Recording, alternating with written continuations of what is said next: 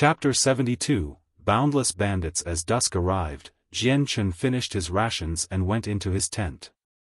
With a Class 1 monster core in hand, he started to cultivate. Now that he was traveling the Tianyuan continent, there would be dangers lurking around every corner. This meant that he had to be strong in order to stay safe. Thus, Jian Chen didn't dare to squander even a second in order to increase his strength. Not only that, but he knew that if he grew stronger, then he would be able to return to the Jessan kingdom and reunite with his family without fear of the Huayan sect. Otherwise, if he dared to show his face there, he would be chased to the ends of the earth by the sect. Right now the outside was relatively peaceful. There was only the occasional sound of footsteps being heard as a few of the mercenaries patrolled around the campsite. The time quietly passed as it became late. At that moment, all of the mercenaries in their tents were sound asleep, and the mercenaries that were patrolling were drowsy to the point of being in an unfocused state. Just then, a dark blade flashed. It traveled under the cover of the night and silently slashed the neck of one of the patrolling mercenaries. This dark flash was clearly the result of an assassin's power, and with a soundless gurgle, the mercenary fell to the ground dead. The dark flash had moved through the air silently and quickly. No one could sense this blade coming. Since the campgrounds were wide, and the target had been a lone mercenary standing in a remote place, there was no way anyone could possibly notice his death before he fell to the ground. Right as the first mercenary fell to the ground, countless dark flashes flew out towards the camp and killed all of the mercenaries patrolling a bit far from camp. Jian Chen wasn't too far away from the campsite, and so when the mercenaries fell to the ground, there was one that fell only 30 meters away from Jian Chen. The crossed-legged Jian Chen's ear shook from the sound he heard as his eyes abruptly flew open. Looking around, Jian Chen bent forward to open the tent flap just a crack to see what was happening outside. Just as Jian Chen opened up the flap to his tent to check up on what was happening outside, another flash of light could be seen as it shot through a patrolling mercenary. Like the others, this man also fell to the ground without a sound. Jian Chen's eyes widened in surprise at this sight. It was clear to him that the caravan was under attack, but with his previous experience, he did not panic. Roaring loudly from his tent, he yelled, "Everyone be careful, we are under attack." Jian Chen let loose a loud roar that could be heard clearly throughout the campsite. With his warning, the previously peacefully quiet campsite erupted into noise as countless mercenaries came bursting out from their tents. In just a short moment, hundreds of mercenaries making a racket had appeared in the previously undisturbed camp. Jian Chen's words were common to all those that had traveled throughout the Tianyuan continent. Those who lived by their weapons were extremely sensitive to sound, and so when they heard Jian Chen, they immediately came charging out of their tents. However, as everyone came rushing from their tents, they looked around themselves and could only see their own mercenaries without any signs of an enemy. An enemy? Where's the enemy? Who was the one that yelled, "I don't see anyone"? Where's the enemy? Who's the motherfucker that cried wolf? Many of the mercenaries began to cry out loud in anger. If they found the guy who cried wolf, then he wouldn't be let off easily. Not good, Captain Lang Tian, the sentry du Mulan has died. Just as many of the mercenaries were cursing out loud, another yell came crying loudly over the others, causing many to turn their heads. Hearing that, every single mercenary turned towards the cry in dead silence. At the same time, another 3 flashes of light came flying through towards the group, and slammed straight into 3 mercenaries' chests. The 3 mercenaries that were hit didn't even have the opportunity to even cry out before they slumped to the ground. But before they could even hit the floor, another 3 streaks of lights flew out and claimed the lives of another 3 mercenaries. The streaks of black light never ceased to fly out towards the mercenaries. Under the guise of the night, it was hard for the people to figure out where they were coming from or where they were aimed at. Since the light was shooting at a fast pace, a dozen mercenaries had already succumbed to the attack before anyone could even react. At this time, a mercenary finally cried out in terror, "Be careful, enemies are at a but before he could finish his sentence, a streak of light flew towards him and killed him. "Everyone scatter and take cover!" another mercenary yelled. It was a large middle-aged man with a scar on his face. 2 red hammers materialized in his hands as he charged towards the direction of where the attack came from. "Captain Lang Tian, be careful!" Watching the man charge towards the direction of the enemy, many of the mercenaries cried out in concern. As the man charged ahead, a few dozen of the stronger mercenaries began to follow his lead, and started to rush towards the source of the attacks. But the streaks of light continued to fly out. This time they had changed targets and began to hit those mercenaries that were starting to come towards them. Although this was a hasty charge without knowing all the information, these dozen mercenaries were not weak. The still charging Captain Lang Tian swung out with his twin red hammers and lit up the area around them like a striking lantern. As he saw 2 flashes of light head towards him, Lang Tian sneered and swung out his hammers, smashing them away from him. As the 2 hit each other, Lang Tian's hammers completely smashed through the rays of light. Silently, the light disappeared. Although they were strong enough to take another person's life, they weren't strong enough to withstand an actual attack. The mercenaries behind Lang Tian weren't weak either, and without fear, their saint weapons began to form and destroy the black lights that were aimed at them. At that time, another situation had occurred. An ear-piercing whistle broke the silence. As the mercenaries turned their heads towards the sound, they could only see a large concentration of arrows flying at them, like a swarm of locusts. Seeing the amount of arrows, a few dozen of the mercenaries immediately stopped their charge and took cover. Ding ding ding ding, the arrows immediately landed against their saint weapons, creating a cacophony of sound. Lang Tian and a few other mercenaries didn't bother to stop their charge. Faced with the storm of arrows, many of the mercenaries only snarled loudly and used their saint force to completely enwrap themselves. Although the layer was very thin, its defensive power was extremely strong. These arrows were shrugged off as they fell to the ground, completely unable to pierce through the protective layering. "Fellow brothers, let's kill!" Just as the mercenaries were about to follow the initial charge into the enemy grounds, a clear voice shouted out from the darkness of the night. The cry shook the heavens, and with it came a faint, dark shadow rushing towards the mercenaries. "The bandits have come out, ready your arrows." Within the mercenary camp, a mercenary cried out to warn them as many of them started to notch their bows. Aiming at the blurs, they waited for the right distance before they fired. Jian Chen stood on the outskirts of the battle, his eyes hardening as he looked at the incoming shadows. Although they were still relatively far from the campsite and the night had rendered visibility to almost zero, Jian Chen could count out a few hundred shadows. This number wasn't any lower than the mercenaries' own number. Moreover, with the recent storm of arrows, a few of the mercenaries had been killed, further decreasing their numbers. Fire! By this point, the bandits had already entered firing range. With the command of one person, the 100 arrows were released into the air by the mercenaries and flew towards the bandits with an ear-piercing whistle. Amongst the bandits were a few strong ones, but the majority of them were fairly weak, and so a few dozen of them fell victim to the storm of arrows. 3 more streaks of light came flying out silently from behind the bandits and took the lives of 3 of the mercenary archers.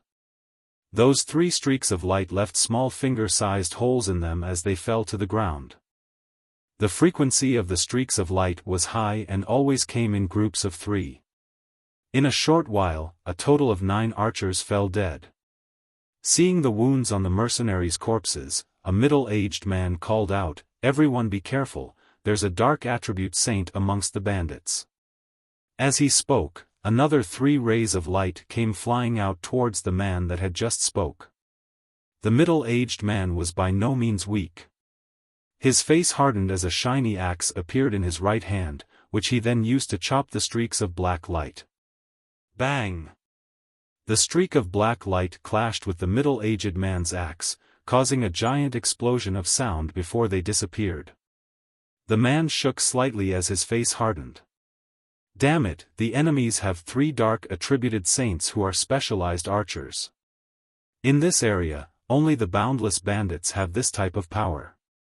Vice Captain Liu, what are you saying? Could it be these are the boundless bandits? Good heavens, these are the boundless bandits. What a disaster, to think we came across the boundless bandits. Chapter 73, Boundless Bandit, 2. Upon hearing the name Boundless Bandits, every mercenary's face fell. Boundless Bandits. Jian Chen's eyebrows furrowed together. He wasn't very familiar with this bandit group.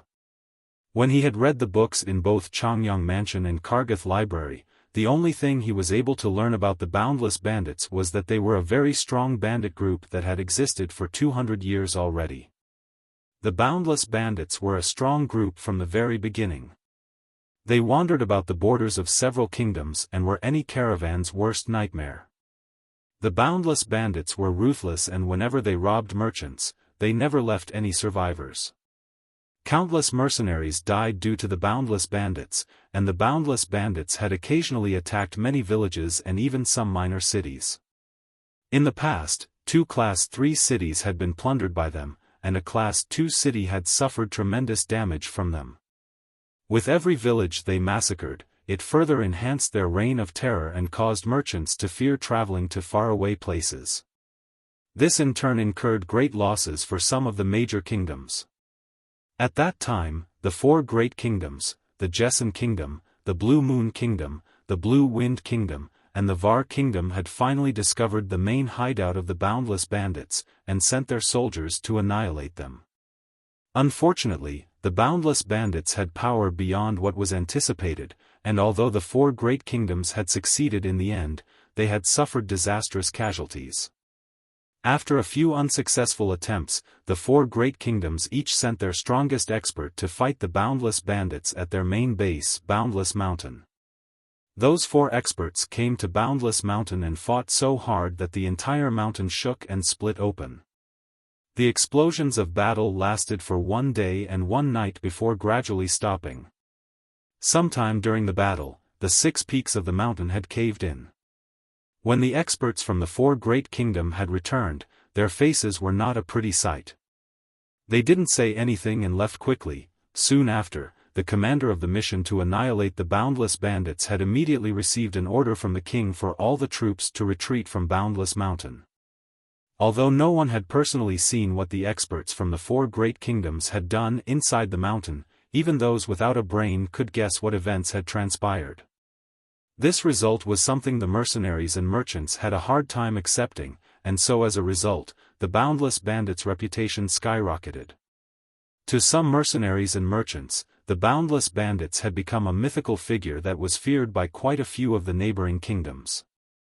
However, there was still one good thing: after the experts had fought them on Boundless Mountain, the Boundless Bandits' activities decreased drastically. Even though many merchants and mercenaries still died by their hand every year, it didn't happen as often as in the past. It only occurred once every 2 months, and their methods weren't as violent as before. This gave the merchants plenty of opportunities. The only downside was that they couldn't predict the times when the Boundless Bandits would attack. Thus, even if some of the caravans wanted to travel at specific times in order to avoid the bandits, it was an impossible task. Motherfucker, the Boundless Bandits aren't anything, this one will chop them down like grass. A mercenary cried out with hatred as he charged towards the Boundless Bandits without a trace of fear in his eyes. Aside from him, all the other mercenaries had looked at the incoming Boundless Bandits with looks of extreme hatred as well. The Boundless Bandits had killed numerous mercenaries and merchants, and even some of their family members and close friends had been murdered by these bandits. So in their hearts, the mercenaries' initial fears had been overtaken by their intense hatred. As travelers who depended on their strengths in order to survive as mercenaries, their murderous nature overtook their normally upright morality, and made them into men who feared nothing, not even death. 10 years ago, my own father was killed by the hands of the Boundless Bandits. Today, I will take revenge for my father. A 20-year-old mercenary glared at the incoming bandits with blood-red eyes. Grief and rage had consumed him along with hatred. Another older man around the age of looked at them with fierce killing intent as he said through his teeth, "The boundless bandits killed my brother 5 years ago. Even if I sacrifice my life today, I'll take the life of at least one of them to serve as the funerary mat in revenge for my brother." The black streaks of light continued to come at them without pause. Even now, a few of the mercenary archers were still falling prey to the strange ray of light. While a few of the mercenaries tried to take cover, the others continued to fire arrows at the incoming bandits. As the bandits got closer and closer, many of the mercenaries became more frantic. The amount of bandits rushing at them had a major influence on the mercenaries, and scared many of them into retreating. Their rebellious spirit was gone, since not everyone was willing to fight back. There were some that were more cowardly in the mercenary ranks. Seeing how the mercenaries were slowly losing control of the situation, a middle-aged man began to worry and shouted, "Do not panic. These are only a small portion of the boundless bandits, they're no stronger than us. As long as we work together, we can defeat them. Otherwise, we will all die together. Brothers, for our lives, we must come together." Hearing the middle-aged man, even the most cowardly mercenaries had felt some courage return to their hearts. If they wanted to survive, they would need to fight.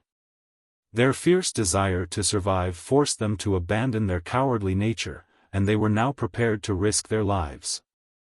The mercenaries tried to think of any possible ways to dodge the dark streaks of light while continuing to shoot at the bandits.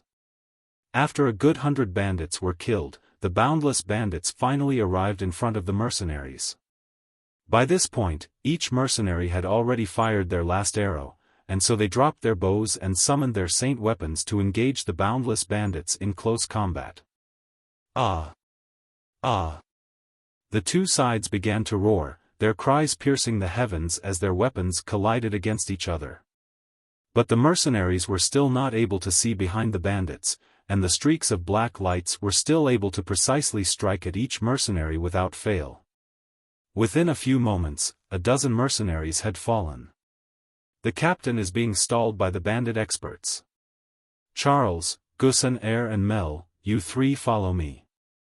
We'll definitely find the hiding spots of the archers." An armored mercenary cried out over the chaos of the moment.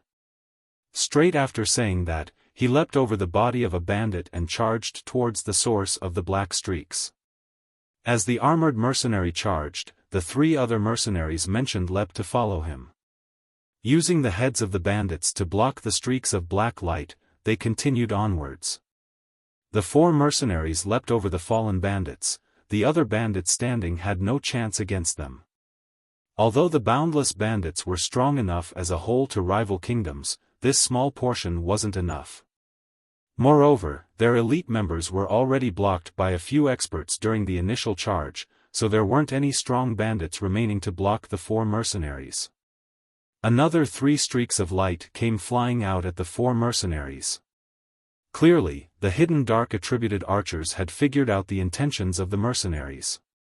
Straight after the first 3 streaks were shot, another 3 black streaks came flying straight behind, making it a total of 6 streaks that silently approached the 4 mercenaries. The 4 mercenaries weren't weak and were actually far stronger than the mercenaries on patrol. Each one of them summoned their saint weapons and smashed against the streaks of light with them. When the 2 collided, the black lights directly dissipated. The mercenaries' paces didn't falter in the slightest as they continued to charge towards the bandit archers. All 4 of them knew that if they didn't resolve the issues with the archers, then their mercenary group would continue to take on heavy losses. Although the 3 mercenary groups had several hundred people, their strengths in the mercenary world were all lower-ranked ones. The mercenaries were generally at the level of a saint. Those who were a great saint were very few. There were only a few great saint masters in this group, the 3 mercenary captains and the vice-captain. However, the 4 of them were currently engaged in battle with the experts on the bandit side, and did not have time to find the archers. The moment the 4 mercenaries escaped from view, the streaks of black light stopped as well.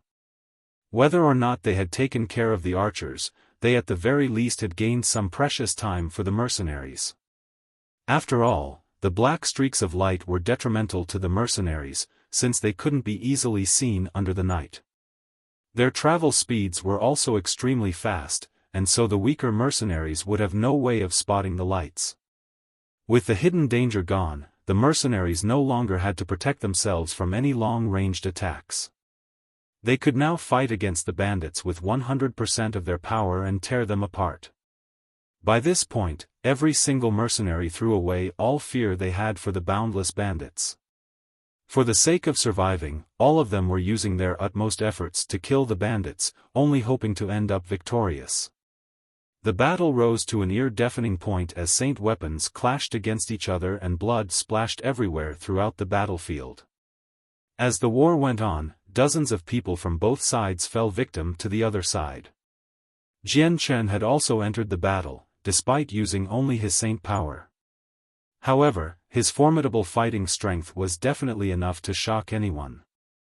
They could only see Jian Chen's use his profound steps to evade the attacks coming from every direction. In his hand, he had only a silver sword that was 1.3 meters long and 2 fingers wide. It constantly flashed in his hand at lightning-fast speeds. His pierces were so fast that only a thin ribbon of silver light would flicker across as he moved. There was no way the naked eye could catch a glimpse of the sword's material form. Jian Chen's sword was not only fast but it was also one that nobody could defend against. Moreover, his swordplay was extremely precise. Every time his sword pierced outwards, he could accurately stab the enemy in the throat, killing the enemy in one attack. There were very few people at the same level of strength as him that could evade Jian Chen's lightning-fast sword. Chapter 74 Fierce Battle. Jian Chen was able to fight against his enemies alone. The battlefield around him was filled with desolate screams, and blood splashed everywhere. To Jian Chen, this was already a common sight, so it didn't disturb him in the slightest. Jian Chen continued to stab out with his sword. After every attack another boundless bandit would fall. With his lightning-fast speed, enemies of equal strength weren't able to keep up with Jian Chen's flow for more than 3 moves, and even more of them were instantly killed with only a single blow to the throat. In terms of strength, Jian Chen was lower ranked when compared to the bandits. However, when it came to killing bandits, no one could compare to Jian Chen. In the span of a few minutes, over a few dozen bandits had been killed by him, drenching his light-wind sword with blood. Jian Chen's clothes, on the other hand, still maintained their pure, cottony, white and brown, as not a single splash of blood landed on them. Unknowingly, Jian Chen had penetrated into the core of the bandits. Boundless bandits surrounded him for 20 meters in every direction with no fellow mercenary in sight. The closest few were fighting in small groups of 3 to 5 on the outskirts of the bandits' vanguard. Kill! 3 of the boundless bandits cried as they charged at Jian Chen with a bloodthirsty roar.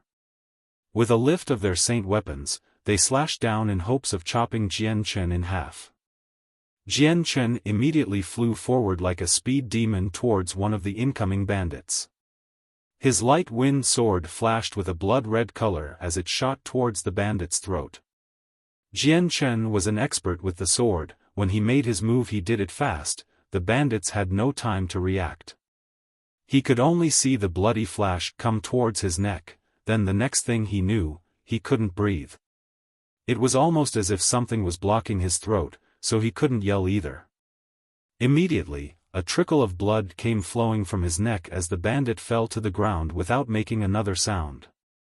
Even in his final moments, the bandit didn't realize that he was dying. Perhaps he didn't even know his throat had been pierced by Jian Chen's sword. Because Jian Chen's swordplay was so fast, the bandit didn't have time to react. Moreover, the blade was so thin that he did not even feel pain from the stab. Even after the light-wind sword had pierced the bandit's throat, Jian Chen didn't stop moving. The other 2 bandits had already gotten close, readying their weapons to slash down towards him. Facing the two bandits who were preparing their weapons, Jian Chen did not look panicked at all. With a calm face, he grabbed his sword and used the profound steps to approach the two bandits at rapid speeds. At the same time, the blood-red sword in his hand lashed out and stabbed one of the two bandits in the throat. The light wind sword met no resistance as the stabbed bandit didn't react at all. It pierced deeply through his throat, and with a fluid motion, Jian Chen pulled it out and stabbed the third bandit as well. Every single stab from Jian Chen had been extremely fast, the naked eye wouldn't be able to keep up. No one would be able to avoid his strokes, and so the third bandit would definitely not be able to survive a blow to his throat either. To Jian Chen, killing people was already as common as breathing. Seeing the life escaping from people was nothing uncommon, and he never hesitated over taking a bandit's life. And so the light wind sword continued to fly out towards the bandits. Amongst the fierce clash, no one was safe from this battle. Even the caravan drivers who weren't saints were grouped together with a few mercenaries fending off the bandits. The battle was causing both sides to rapidly lose numbers. Both the bandits and the mercenaries suffered from disastrous casualties. Aside from Jian Chen, who was still completely clean of blood, everyone else was drenched in it. Some were covered head to toe in both blood and wounds. Although the bandits had a higher number of people than the mercenaries, their strength and teamwork were lacking in discipline in comparison to the mercenaries, who had spent a good portion of their time with each other. So when the two fought, despite having superior numbers, the bandits were fighting on equal grounds with the mercenaries. Jian Chen continued to travel back and forth as he dodged attacks from all directions, while stabbing out with his bloody light wind sword towards each bandit's heart and throat. Almost each move was a fatal blow, and for those who did not get hit in one of those two areas, Jian Chen's sword still left severe injuries deep enough to see bone. None of the bandits around him had any way of fighting back against Jian Chen, most of them couldn't even see his sword move. Whenever the bandits slashed with their weapons, at the most crucial point, Jian Chen would evade the swing. Before they could understand what had just happened, they would all fall to the floor dead. The amount of bandits killed at Jian Chen's hands was growing in number. Gradually, all of the bandits were starting to recognize Jian Chen's strength, and began to distance themselves from him. After all, in such a tense situation like this, no one was willing to send themselves to die that foolishly. "Your Grace has such amazing skill, allow me to test it out." At that moment, a deep voice growled out before a cyan-colored ray of light shot towards Jian Chen rapidly. Feeling the energy leak away from the cyan streak of light, Jian Chen's face changed suddenly as he realized this newcomer was very strong. The enemy was so strong, in fact, that Jian Chen did not dare to go head-on against him, otherwise he would take on serious injuries. The cyan streak of light traveled quickly through the air. In a flash, it had already reached Jian Chen. At that moment, Jian Chen's face hardened, as he immediately focused his body to the extreme and leapt to the side to dodge it. The attack had brushed against Jian Chen's shoulder before slamming into the ground with a loud bang, leaving behind a huge hole. Jian Chen immediately retreated 15 meters away from his enemy, before stopping to take a look at the hole in the ground, then lifting his head back up. In the night, Jian Chen could make out the figure of the one that had attacked him so fiercely. Seeing his attacker to be around 30 or 40 years old male, Jian Chen didn't think the man was sturdy looking at all. His plain-looking clothes caused the man to appear extremely ordinary. If the man didn't have his right hand raised up to its full height with a cyan-colored guandao in his hand, he would not look threatening at all. Nothing about him was remarkable enough to draw a person's attention towards him. Guandao. While Jian Chen was measuring the male in front of him, the man was calmly staring back at Jian Chen while saying, "You're quite strong, so your opponent has to be me." He looked at Jian Chen with an even stare. It seemed as if Jian Chen was the only one in his eyes right now. The man seemed to completely ignore the screams and shouts ringing out around them. Jian Chen's vision slowly swept his surroundings. The man stood in a position amongst the bandits that clearly stated his status wasn't low. Although there were still plenty of bandits around Jian Chen, once they had seen the man fight against Jian Chen, they had all started to drift towards other mercenaries to fight. Jian Chen's face changed as he realized that this would be the first life-or-death battle he would be involved in ever since his arrival in this new world. Despite being a veteran of over 100 battles, and having confidence that he was unrivaled in the ways of the sword, Jian Chen was not at all sure that he would be able to land a killing blow on this new person. Based on the man's previous attack, the man's strength was stronger than his own, and since the man's attribute was wind, his movements wouldn't be any slower either. The middle-aged man looked at Jian Chen and slowly brought his guandao higher into the air. The blade of the guandao enwrapped itself in a cyan glow as the wind slowly revolved around the man. Taking note of the man's movement, Jian Chen's focus reached its peak as he prepared himself. Even if he were to use the profound steps, his enemy's strength was far too strong, and with his wind attribute Saint Force that made him specialized in speed, he didn't dare find out what the outcome would be. Ha! Suddenly, the man shouted loudly and dashed forward at a mighty speed towards Jian Chen. The middle-aged man's speed was almost terrifying, and in the blink of an eye, the guandao was almost invisible as it swung down onto Jian Chen's neck. Jian Chen's head tilted to the side as the guandao swept past his head. As the blade came downwards, a few strands of hair were cut from Jian Chen's head. As Jian Chen's head bent to one side, he leaned his body forward and immediately strided out. Rapidly closing in onto the man, his light wind sword flashed with a bloody red as it lashed out like lightning towards the man's heart. Against the stronger male, Jian Chen was pulling out all of the stops without hesitation. Jian Chen's speed was so fast that it was his current physical limit. In the blink of an eye, the light wind sword had already hit the middle-aged man's stomach. The tip of the sword immediately became wrapped in sword qi as it pierced through the man's body. Seeing the tip of the sword pierced his body, the middle-aged man's expression suddenly changed to one of shock. However, the middle-aged man reacted soon afterwards, and the strong Saint Force from within him had been drained. The ultimate form of a weapon being to able to fiercely attack and defend at close range was important. Although, the Saint Force surrounding his body was just as thin as he thought it was initially. Chapter 75, Fighting a Saint Master. The light wind sword was like a hot knife cutting through butter as it split apart the man's Saint Force. Despite this, the force of his thrust decreased as it was forced through his protective shell. The tip of the sword didn't falter at all as it continued to stab through towards the middle-aged man. The initial two defenses the man had put up had been smashed to pieces, but by the time the light wind sword broke through the hindrances, the man had already drawn upon his wind attribute Saint Force to immediately propel himself backwards. The middle-aged man stood a few meters away as he stared at Jian Chen hard in the face. His own expression hardened as he spoke. What incredible speed! Jian Chen looked back at the man without saying a word. He felt okay even after pushing himself to his limits.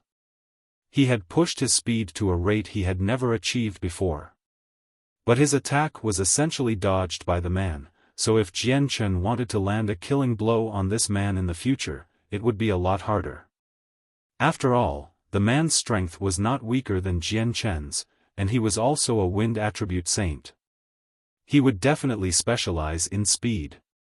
In other words, it could be said that against this middle-aged man, Jian Chen had lost any type of advantage. Regardless of how exquisite his swordplay was, if it wasn't faster than the opponent's reaction time, everything would be of no use. In addition, since there was a great difference in their strengths, Jian Chen didn't dare to fight the middle-aged man at close quarters. Your strength has already reached Saint Master, right? Jian Chen asked, his gaze fixed on the middle-aged man opposite of him. The man didn't bother to hide his shock. Correct, my strength is at the middle Saint Master level. After saying that, he broke off from talking before looking at Jian Chen with an odd stare. Your strength on the other hand isn't all that strong, and neither is your wind attribute. Your speed just now wasn't slow at all though, so I'm not sure how exactly you reached such a speed. the man said in a curious tone. Right now his mind really wanted to know the answer. As a person with the wind attribute, if he was beaten in any other aspects, he wouldn't have thought much about it. But in terms of surpassing him in speed, this raised a question that he couldn't easily give up on solving. Jian Chen had beaten him in speed while having much less strength than him and without having a wind-attributed saint force, so the man couldn't help but be curious. My apologies, but I have no comment about this question. Jian Chen replied evenly. Hearing this, the other man's stare hardened as he sneered, "If you tell me what trick you did in order to make yourself faster, then I will let you leave this place alive. Otherwise, do you think you could be a match for me with that type of speed? Whether or not I am able to keep up, why don't you come and see?" Jian Chen replied to the man's threat. Jian Chen wasn't scared, on the contrary, he was now fully prepared to fight as he clenched the still bloody light wind sword. It continued to emit sword qi from the tip of the blade, and it surrounded Jian Chen's entire body. The man continued to stare at Jian Chen, the glare in his eye never receded. In his mind, he still had some misgivings about Jian Chen's speed. Although Jian Chen had such a fast rate of speed, he did not have a wind-attributed saint force, so he did not have the inborn advantage that the middle-aged man had. Still, he wasn't able to replicate Jian Chen's speed himself. Dodging the sword strike from earlier had taken all of his strength to pull off. If he was just a tiny bit slower, then the man had no doubts that his own heart would have been pierced straight through. For that reason, he was somewhat afraid of the consequences of fighting against Jian Chen. Not only that, but looking at Jian Chen's unblemished clothes, he could roughly guess how fast Jian Chen could move without breaking a sweat. If Jian Chen could move so fast continuously like this, then it would eventually take a huge strain on him. Seeing how the man wasn't attacking, Jian Chen also began to idle about, and began to slowly watch every single movement. Jian Chen knew that in this case, where his speed was slower than his enemy, then his chances of landing a fatal blow on the man would be practically non-existent. All he could do now was to hinder the man so that he wouldn't be able to kill the weaker mercenaries. If he waited long enough, then the mercenary experts would come back and help deal with him instead of Jian Chen. The fighting didn't stop as the two stared at each other. The sounds of battle could still be heard, as both sides kept losing more of their numbers. The floor was dyed red with blood to the point that on some bumpy ground, puddles of blood had formed. The bandits continued to fight with everything they had. The people who managed to survive were excellent figures that had either outstanding brains or brawn. At the moment, both the mercenaries and bandits had an equal amount of people. The two continued to stand there before finally, one of them made a move. With the wind enwrapping the Guandao, the blade resembled a crescent moon in the night as the man ran towards Jian Chen with the 2-meter-long blade in hand. Seeing the man come forward to attack, Jian Chen's eyes flashed dangerously as he brought his light wind sword up in preparation to defend. The man brought his Cyan Guandao down towards Jian Chen's head at an extremely fast speed. Since he was fighting a middle saint master, Jian Chen didn't plan on meeting this attack head-on, and nimbly dodged to the side. However, as Jian Chen stabbed with his sword, the man's Guandao changed direction in midair and whistled through the air, as it parried Jian Chen's sword. Jian Chen's face changed as he immediately brought back his sword, reluctant to go against the man's Guandao. Jian Chen's light wind sword was the equivalent to his saint force's life. His life was connected to the frail-looking sword, so if his sword were to be injured, then Jian Chen's own life would be too. And if his light wind sword were to break, then Jian Chen would lose all of his cultivation, and his life would be threatened. On the Tianyuan continent, the cases in which people had died due to their saint weapons being broken were commonly seen. It practically happened everywhere. But with the saint weapon being a representation of one's inner saint force's condensation, when summoned outside the body, it would become unimaginably hard. Moreover, it would grow harder as the owner improved. Thus, unless one were to fight someone stronger than him by a large amount, their saint weapons would never break. Since his opponent's strength was already at the middle Saint Master, he was higher than Jian Chen's strength by 2 whole levels. So if Jian Chen's light wind sword were to collide against the man's Guan Dao, then he would definitely take some damage. Jian Chen couldn't afford this happening, so he had to try to avoid a collision between the weapons at all cost. After all, he would be the only one to suffer from a loss. Once again dodging the man's attack, Jian Chen noticed the man's defenses momentarily showing a large gap. Taking advantage of the rare opportunity, Jian Chen immediately moved towards the man with a silent profound steps and stabbed the light wind sword towards the man's back with a red flash. The sword whistled silently as it traveled through the air, the sound making it seem like the sword had cut through the air itself. Its speed had reached its peak as it approached the man's back. Enveloped with sword chi, the sword slashed through the man's clothing, and then embedded itself into his back, breaking through his skin. Feeling a painful sensation in his back, the man's face changed immediately, but he displayed no signs of immediate panic.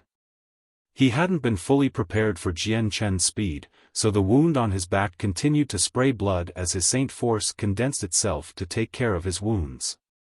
At the same time, the man began to glow bright with cyan light as his speed started to increase rapidly. Before he could even leave a shadow on the ground or for Jian Chen's light wind sword to completely stab into his back, the man immediately leaned towards the side and escaped from the light wind sword's range. The man had already guessed that Jian Chen would stab out with all his strength. At this moment Jian Chen's own guard was at its weakest. Thus, the middle-aged man also grasped onto this difficult opportunity. Dodging the stab, he immediately brought his Guan Dao high into the air, causing the twinkling cyan color of light to resemble a dazzling moon in the night. With the Guan Dao left high in the air, it emitted a sharp glow as it flew towards Jian Chen. This blow contained all of the man's remaining strength. Seeing how Jian Chen had fought earlier, the man had already known from previous experiences that Jian Chen would be a hard opponent. Due to Jian Chen's bountiful battle experience, he never had any holes in his defenses. So no matter if it was his attack or defense, his style of fighting could be said to be flawless, with absolutely no gaps. This was especially true since his sword had used all of Jian Chen's abilities this time. Most likely, the only situation where the man could have heavily damaged Jian Chen was if Jian Chen's technique wasn't strong enough. Thus, the middle-aged man didn't have the slightest intention of holding back this attack of his. The Guan Dao streaked across the air so quickly, that if it was aimed towards weaker people, then they would have had no time to react at all. Hua! With an explosive shout, the man brought the cyan-colored Guan Dao down towards the defenseless Jian Chen's head. From his upper body stroke, the Guan Dao did not decrease in speed at all and smashed fiercely into the ground. The smash contained all of the man's strength as the Guan Dao exploded into the ground. The blade of the Guan Dao sent all of the surrounding dirt flying into the air, creating a huge hole a meter in diameter. At the same time, Jian Chen's silhouette had completely disintegrated due to this sudden move. However, on the man's face, not a single trace of happiness could be seen. Instead, his face hardened in annoyance. An afterimage. The man cried out in alarm. However, as his mind came to this conclusion, an intense feeling of a crisis struck the man's thoughts. Without hesitation, the man leapt towards the side with his natural reflexes, simultaneously picking up his Guan Dao from the ground and blindly swinging it behind himself. Ding! A loud sound could be heard as the man's Guan Dao swung back and suddenly collided with the Jian Chen's bloody sword. Just as the sword and Guan Dao collided, Jian Chen's face suddenly changed. He immediately paled as he felt an intense churning sensation in his stomach, and he immediately retreated. Chapter 76, Using Tai Ji against the enemy. Jian Chen retreated 20 meters before stopping. There was no longer an easygoing look on his face. Instead, he was now deathly pale. There was just too much of a difference between their strengths. Jian Chen could only compete on even ground in terms of agility, but he had just taken a huge loss from the collision between their saint weapons.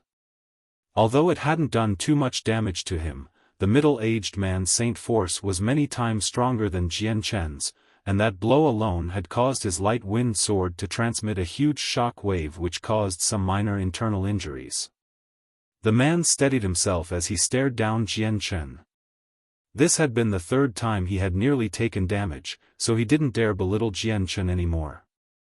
Although Jian Chen was weaker than him, he was relying on a speed that was faster than the man's own. This was a major threat to the man, and he had acknowledged that Jian Chen was stronger than someone of the man's level. However, as he looked at the state Jian Chen was in, he suddenly understood what had just happened and began to laugh. "Brat, I admit that you are very fast, but your strength is just far too weak." Without even waiting for Jian Chen to catch his breath, he immediately flew forward with his 2-meter-long Guan Dao ready to cleave him in two. Because of the collision between the light wind sword and the Guan Dao, Jian Chen had suffered some damage. Since his opponent was 2 levels higher than himself and had reached middle saint level, the impacts of these light injuries were fatal. After all, Jian Chen had been able to use the profound steps to fight against his opponent during his peak state only. But now that he was in an injured state, he was no longer capable of being so nimble. Dodging attacks had already expended his energy. As the man continued to exchange blows with Jian Chen, he had realized that the threat Jian Chen originally was to him was slowly decreasing, causing his guard to similarly slacken. Using all of his strength, he struck out towards Jian Chen, hoping for a fatal blow. His speed was even faster than before. With the man's speed growing faster, Jian Chen was using up more and more energy. If he was in perfect condition, then not only would Jian Chen have an easier time dodging the man, but he would have been able to fight back as well. But now that he was injured, he could only dodge without attacking, and since the man was quickly increasing his movement speed, Jian Chen's every dodge was getting more and more dangerous. The man's blows were getting exponentially faster. He managed to attack dozens of times within an instant, and at this point, blood-stained cuts had appeared in Jian Chen's clothes, since he no longer had the ability to counter. However, it could be seen that Jian Chen's wounds weren't very deep. The cyan-colored light lit up the night as the man's Guan Dao cut through the night air towards Jian Chen. Although Jian Chen tried his best to dodge the blade, his movements had already become a lot slower than before, and so he failed to dodge it completely. The Guan Dao left a cut so deep that the bone could be seen on his chest, and a torrent of blood started to leak out onto Jian Chen's clothes. The man gave a fierce laugh as he continued to slash at him. Taking advantage of how Jian Chen didn't move away, the man drew closer. Lightning fast, he kicked out his right foot covered in a cyan light at Jian Chen's chest. Bang! The man's kick sent Jian Chen flying backwards like a bullet. While his body was in the air, Jian Chen couldn't help but spit out a mouthful of blood. As he flew 20 meters backwards past a few bandits before falling to the ground. Afterwards, Jian Chen spat out another mouthful of blood. By now, his face had turned deathly white. With a cyan flash of light, the man strode over 20 meters towards the floored Jian Chen and sneered, "I'll give you this one last chance. If you tell me whatever secret it is that made you so fast, then I'll spare your life. If not, then you will die." The man's eyes flashed with blazing curiosity, and his heart raced at the thought of becoming faster with Jian Chen's technique. To a wind-attributed person, speed was an extremely crucial thing to him. Although he didn't dare to think that his speed would reach a new level, he was certain it would improve his strength and increase his position within the boundless bandits. Thinking about this, the man felt extremely excited. He trembled almost as if he was angry, but he was actually stirred up from his emotions. Jian Chen wiped away the blood from his mouth and slowly stood back up as he glared at the man with an icy look. With a small sneer, he said, "I'm afraid you're not strong enough for it." Despite just being dealt a serious injury, Jian Chen didn't seem to fear the difference in strength between them. As he talked, Jian Chen was readjusting himself into a relaxed position, almost as if he wasn't bothering to guard himself. His right hand had loosened up his grip on his sword. His current state was completely different from the previous him. Jian Chen's words caused the other man's face to sink. He snorted, "Brat, with your strength, you don't have the qualifications to say that. If you're not willing to tell me, then you'd better be prepared to suffer for your own actions." Mid-speech, the man had already started to run towards Jian Chen with his guan dao swinging down at Jian Chen's right shoulder. Despite seeing the man approach, Jian Chen showed no signs of wanting to dodge. Instead, he brought his sword back up. Although his sword was moving at the same speed, it appeared as if the sword was as light as a feather, and was floating elegantly in the air. This was completely different from the killing intent he had previously displayed. The light wind sword and guan dao collided with each other without making any sound. Afterwards, the softer-looking light wind sword attached onto the guan dao like a maggot on a wound, and diverted the guan dao's original trajectory. The sword twisted itself in a circle a few times, and immediately transferred the momentum of the guan dao cleanly towards the side, causing it to fall to the ground. The man's face changed as he looked at Jian Chen with amazement. Just now, he had been unable to control the movements of his own guan dao. If he had been facing an opponent that was only slightly weaker than him, then he wouldn't have been so amazed. But against Jian Chen, who was by far the inferior person, the man was not really able to accept what had just happened. "What technique was that?" the man asked with a look of disbelief. "Tai Ji Jian," Jian Chen answered. When it came to Tai Ji Jian, he wasn't all that proficient at it.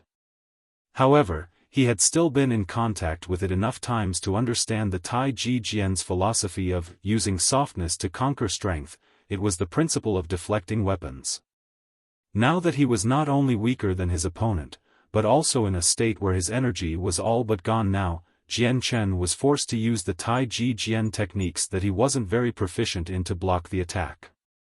Tai Ji Jian emphasized the idea of using softness to conquer strength, in order for the weak to beat the strong. With the ability to deflect attacks in such a way, this would prove to be extremely beneficial to Jian Chen at this current moment.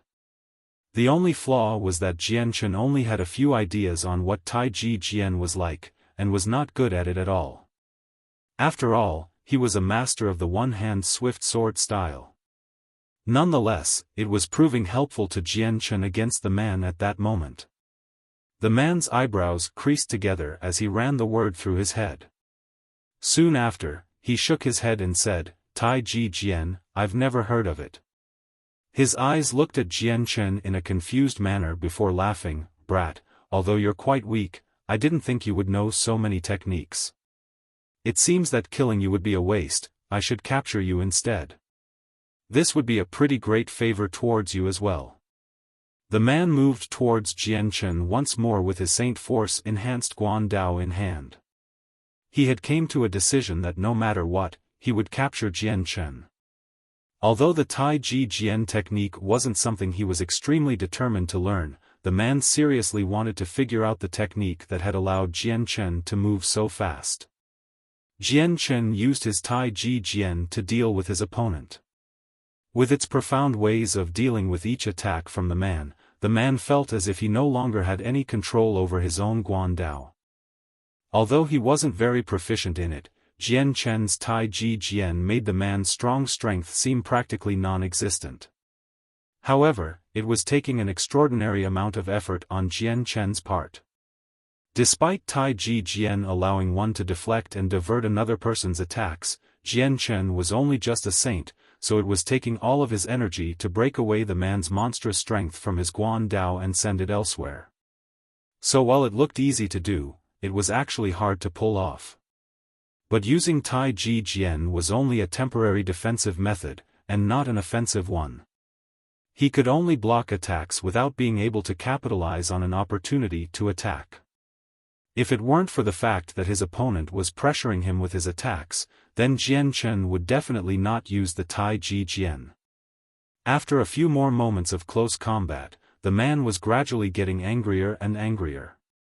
Every single time he had struck out towards the weaker person, Jian Chen had used his strange technique to change the trajectory of his attack. This caused him to lose control of his saint weapon, and to him, this was utter humiliation. "You bastard, I don't believe that this is all I can do to you." The man flew into a rage. He was no longer able to contain his fury, as he continued to curse at Jian Chen fiercely.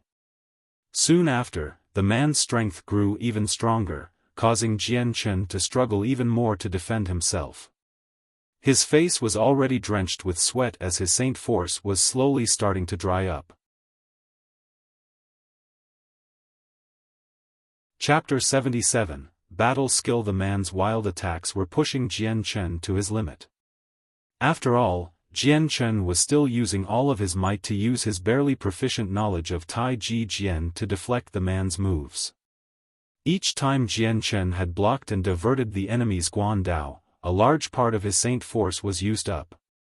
With the both of them fiercely fighting it out, they had already used up more than half of their saint forces. Since Jian Chen had a serious gash across his chest, he was starting to feel quite weak as time went on. Even just blocking was getting harder now. Jian Chen's beginning saint strength was able to contend with a middle saint master thanks to his higher expertise with the sword and his past experiences from the countless number of battles he had been in his past life. If it was another person with Jian Chen's strength, then it would be hard to say if they would be able to last 10 rounds against the man's storm-like blows. After all, the difference between a saint and a saint master was huge. There were at least 2 levels separating the two. The cyan-colored blade ripped through the air once more as it slashed down towards the light wind sword. At last, Jian Chen wasn't able to deflect the Guan Dao's frightening power, and his sword was sent recoiling backwards. While the light wind sword wasn't hurt in any way, it had been forced back into Jian Chen's chest with a loud bang. The crash caused Jian Chen to be sent flying backwards 10 meters, before falling onto the ground. He spat out yet another mouthful of blood, filling the sky with droplets of it. "Brat, I can tell that you don't even have the energy to escape from my blows now. Just be obedient and come along with me." The man sneered. Without waiting for Jian Chen to answer, he moved once more, and in a flash, he appeared 10 meters ahead where Jian Chen was. He reached out, and grabbed at Jian Chen's neck with both hands. Coldly looking at the man come closer with his hands outstretched, Jian Chen's eyes flashed with a dangerous glint as he inwardly sighed, "Seems like I have to use my last resort." The last resort was Jian Chen's ultimate life-saving skill. It was the one skill that only he within the Tianyuan continent would know, the Soul Sword. The Soul Sword was learned back when he had fought against Dugu Qiubai a long time ago. At his moment of death, he had made a breakthrough and learned this supreme skill. Yet, just as Jian Chen was about to use his ultimate skill in this predicament, a bright red glow of light suddenly filled up the night sky. It headed towards the middle-aged man, who was currently about to capture Jian Chen. Seeing the giant red sword out of the corner of his eye, the man let loose a look of disdain as he gave a gentle snort. Moving away from Jian Chen, the cyan-colored glow in his right arm began to brighten dramatically, essentially covering his entire arm in a shroud. The man's wind-attributed saint force-enhanced arm lashed towards the fiery red sword, firmly catching it in his hand. Taking advantage of this situation, Jian Chen immediately crawled up from the ground and looked at the person who had rescued him with a gratuitous look. The owner of the red sword was a mercenary that looked to be around 20 or 30 years old with an ordinary appearance, the type of person that would blend in with a crowd easily. Yet, this mercenary was no stranger to Jian Chen. This was the kind person he had talked to on the road, Mu Yun. The middle-aged man sneered at the sword-wielding Mu Yun, "You overestimate yourself." Hearing the man talk, Mu Yun expressed a strange smile and laughed, "You're only just a middle saint master yourself, not all that much stronger than me. I can say what I please." Mu Yun's sword emitted a splendid glow as well as a high temperature. In the night, his sword lit up the area around them with a strong glow. The temperature around them also steadily increased. In just a few moments, the red sword became entirely enshrouded in a blinding fiery red. The light constantly pulsated, making it seem as if the sword was actually on fire. Feeling the Saint force surge in endless waves from the sword, the man furrowed his eyebrows together. He let go of the blade, and then fiercely slammed his hand against the blade. Bang! Receiving the energy-filled blow from the man, Mu Yun's sword was sent towards the side. But with Mu Yun's battle experience, he took advantage of this sudden movement to whirl around. The sword traveled in a circular motion as Mu Yun immediately slashed at the man once more. "Since you want to die, I'll grant you your wish." The man bellowed, his guan dao flashing with a cyan glow as he waved his weapon around. A gentle breeze accompanied his weapon as it flew towards the fire-red sword. Clang!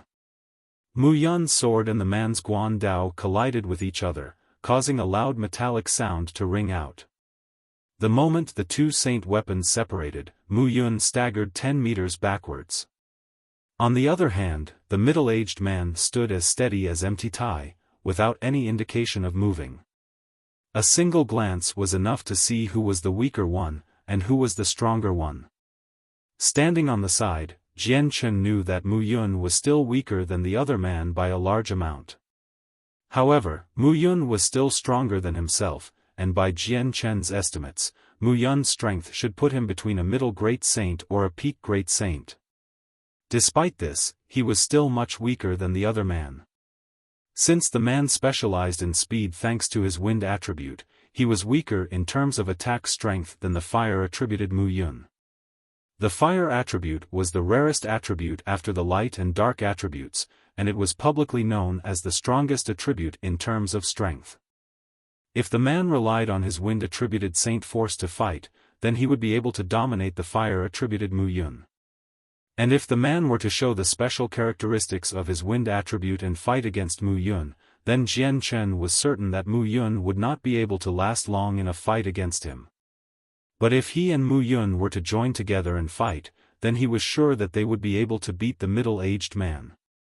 The unfortunate thing was that Jian Chen had taken in heavy damages already. The vital parts of his body had each taken a beating from the fight.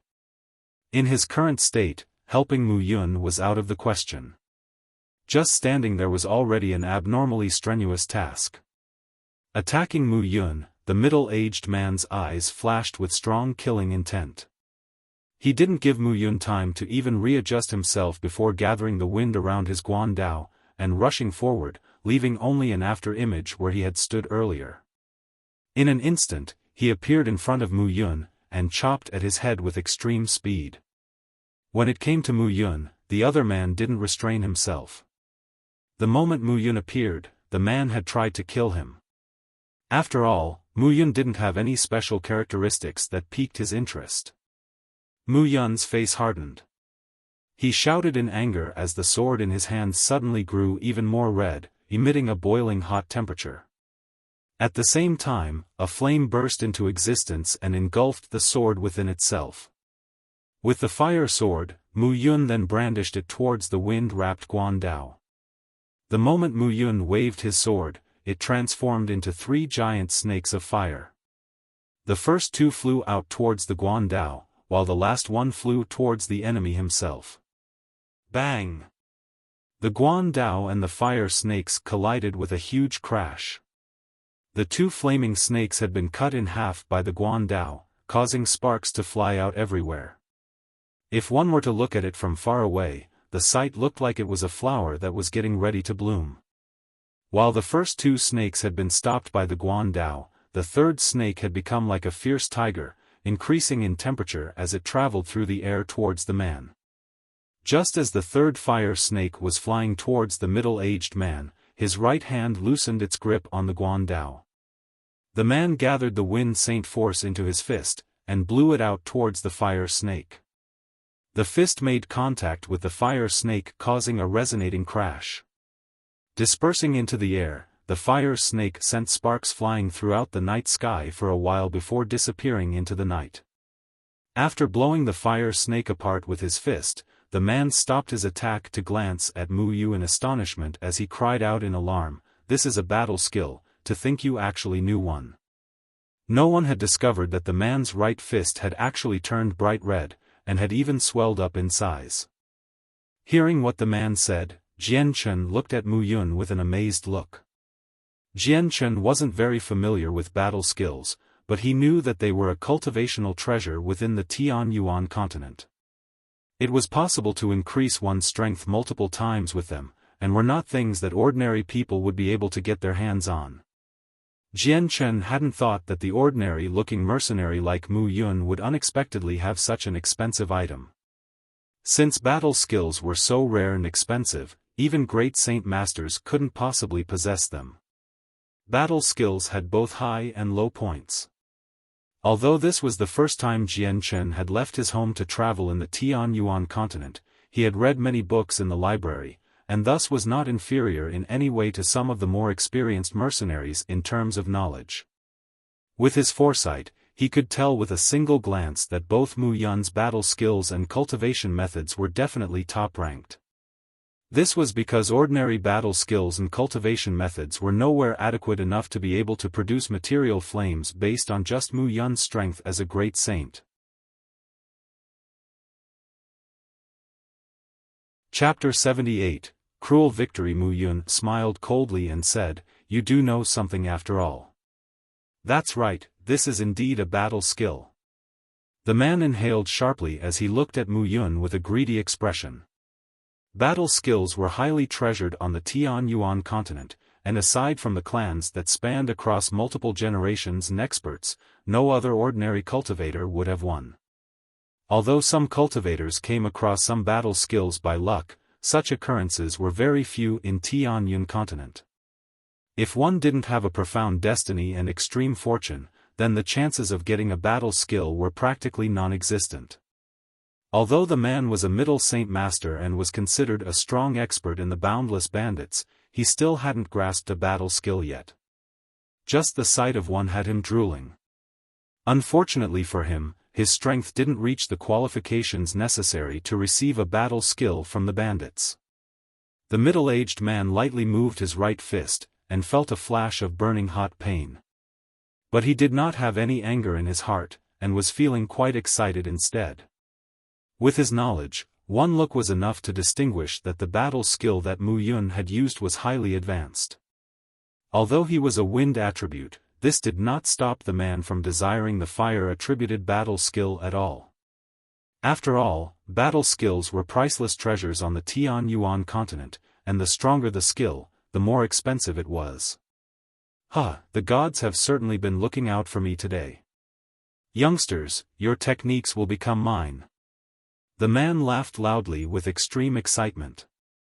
To him, both Jian Chen's secret speed technique and Mu Yun's battle skill would be easily taken and learned. "How arrogant! You look too highly upon yourself." Mu Yun sneered. Raising his hand, the red sword immediately ignited as the flames lit up the night. Slashing at the man, the hidden aura of the sword spread out in every direction. However, the amount was so small that its aura was virtually undetectable. But for someone like Jian Chen who had a powerful soul, this faint aura could clearly be detected. The moment he had realized the source of the aura, his eyes widened in surprise. Seeing the sword bring forth a blatantly powerful pressure, the man sneered, "Brat, although you have a special battle skill, your strength is still far too weak." The moment the fiery greatsword made contact with the man's clothes, he disappeared into an after-image, causing Mu Yun's sword to swish into empty air. The instant the man disappeared from sight, Mu Yun's face hardened in concentration. Suddenly, an ear-piercing whistle of a blade could be heard coming from the back. Mu Yun instantaneously changed his sword into 3 giant snakes and made it fly behind him. While in mid-air, the 3 snakes fused together, and turned into an even bigger fire serpent. Clang! The sound of metal hitting something resonated through the air as the fire serpent engulfed both Mu Yun and his opponent. The collision had caused the fire to spread out in every direction for a few dozen meters. When the red ripple of energy swept past Jian Chen, their extremely hot temperatures caused Jian Chen's clothes to blacken from the heat. If it were not for the fact that his clothes were already damp from his blood, then his clothes might have spontaneously ignited into flames. In the brilliant blaze, both Mu Yun and the middle-aged man staggered backwards, the both of them looked haggard from the trade-off. Mu Yun's originally tidy hair had become messy, while his face had become pale in color. Even his fiery greatsword had started to lose a bit of its luster. As for the middle-aged man, while he had been enveloped by his wind-attributed saint force, his clean clothes had already started to show signs of burn spots. Both of his sleeves had already been blown apart. Because of the use of a battle skill, the fight between Mu Yun and the middle-aged man was on a much larger scale than the man's fight with Jian Chen. The blaze attracted both the mercenaries and bandits around them, causing both sides to immediately notice the fight out of the corners of their eyes. The moment they saw the radiant blaze, some of the mercenaries further away cried out in astonishment. "Those are real flames. Unless one is an Earth Saint Master, it's impossible to summon flames out of nowhere. Could it be, that's a battle skill?" "Battle skill? It's a battle skill. So someone here knew a battle skill." Whether it was a bandit or mercenary, when they saw that Mu Yun possessed a battle skill, they all cried out in amazement. None of them could believe what they were seeing. Battle skills were extremely rare and expensive on the Tianyuan continent. Common mercenaries would normally live their lives without even once witnessing a battle skill. After their shocks wore off, every mercenary's and bandit's eyes started to fill with greed. Battle skills were what cultivators in the Tianyuan continent desired most. Their thirst for these skills far surpassed their desires for cultivation methods. Battle skills allowed one to increase their strength many times more than usual, so many people often fought to the death for these skills. Having a battle skill meant gaining an additional source of protection. Seeing the greed in their eyes, Jian Chen couldn't help but to narrow his eyes. He knew just as much as anyone that people would become jealous of another person's strength. Mu Yun's battle skill had far surpassed what Jian Chen had thought, and now it had been revealed in front of all the mercenaries. Battle skills were treasured greatly, and would bring great trouble to those that had them. Even losing his life over this battle skill wasn't unlikely, since Mu Yun was still considered weak. Right now, not only did Jian Chen take comfort from Mu Yun, but he was also worried for his well-being. Although the two hadn't known each other for very long, and had only met due to chance, Jian Chen knew that Mu Yun had fought the middle-aged man and revealed his battle skill for the sake of rescuing him. Looking at Mu Yun fervently, the man laughed, "What an amazing battle skill. You even managed to block an attack that contained all my power as a great saint." He paused for a while before sneering once more. "However, you could only temporarily block my great saint attack with the aid of the battle skill. Ultimately, it's not your own strength. I wonder how long you can last." After talking, he lifted his Guandao high into the air. Just as he prepared to slash down onto Mu Yun, another strong source of energy suddenly came flying over from the distance. Feeling the source of energy, the middle-aged man grew joyous. He assumed that it was from the experts that the mercenary captains were trying to kill but failed, and his comrades were now coming to provide assistance for him. Arriving from the faraway shadows, a few figures were running towards them at a rapid pace. In a few moments, the figures suddenly came into everyone's line of sight. The moment everyone could clearly see who they were, all the mercenaries cried out in joy. "The captains! The captains came back! Captain Lang Tian, the captain came back victorious. There's Captain Xia Ho as well, they killed the experts of the boundless bandits." Lit up by the intense blaze nearby, everyone could see that the 5 returning members had wounds of all sizes on them. Their clothes were drenched with blood, and some of them were even carrying corpses over their shoulders. Hearing the shouts from the mercenaries, the middle-aged man and the other bandits all turned unsightly. Immediately, the man turned his head and stared at the returning Xia Ho and his men with a look of disbelief. How were you able to return alive? The man asked in disbelief as he swallowed some saliva nervously as he tried to get the words out.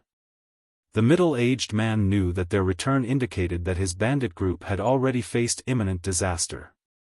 Otherwise, the ones returning would have been his own faction's experts, not the mercenary group's people. The man's words caused all 5 members to look at him. Immediately, the 5 slowly put down the bodies they were carrying and glared at him with powerful murderous intent. Feeling the killing intent of the 5, the middle-aged man's heart raced. Without hesitation, he opened his mouth to say, "The situation is looking bad, everyone retreat." Without even finishing his sentence, the middle-aged man had already dismissed his Guan Dao and used his fastest speed to run away. Although the 5 mercenaries were all somewhat injured, a starving camel was still bigger than a horse. With 5 people, the middle-aged man had no hopes of winning. The moment the man had started to move, 2 of the 5 mercenaries immediately chased after him. Hearing the man's earlier words, the bandits all started to give up the fight and scattered in all 4 directions. Kill. Don't leave a single one alive. Hearing that one command, all of the remaining mercenaries immediately sprung to follow it, and began to chase down the fleeing bandits. The mercenaries hated the boundless bandits down to their very bones, so they would have never let the bandits run off that easily. With their experts all dead and the only capable member running away, all of the bandits immediately focused on running away. All of their fighting spirit had practically been wiped out.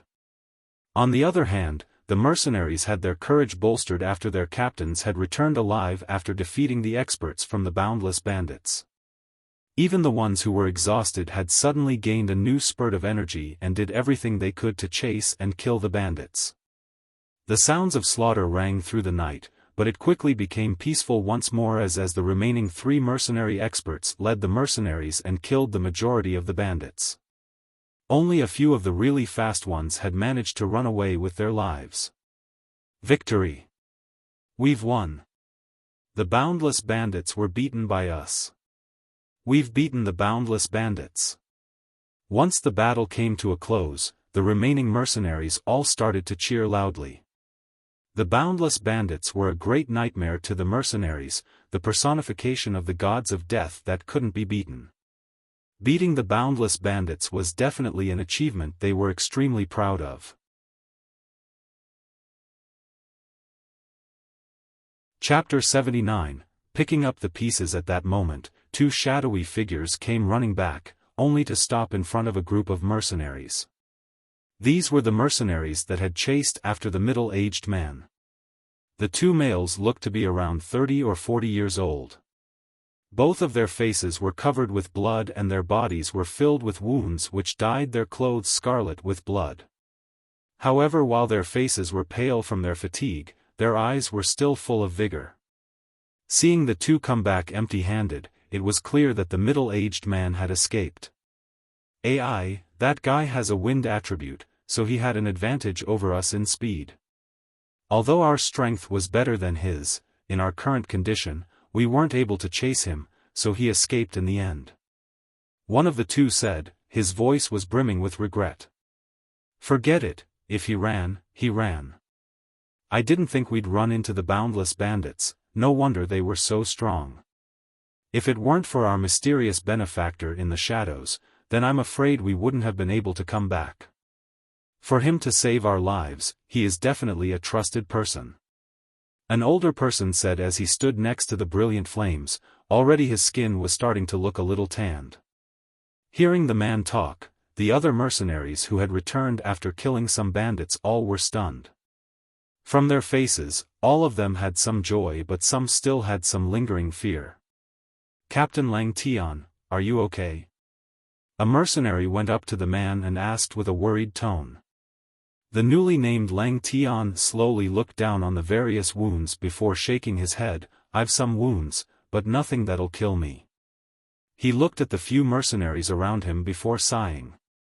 With a sorrowful voice, he said, "It's a shame, Yun Bai Mu, the captain of the Desert Shadows mercenaries was killed by the experts of the boundless bandits. Hearing the announcement, many of the mercenaries started to grieve, especially the mercenaries of the Desert Shadows. It was a heavy blow to their mood, however, for travelers of the Tianyuan continent. Seeing someone die was an experience many of them were used to. After a small period of mourning, many of the mercenaries had already become peaceful once more.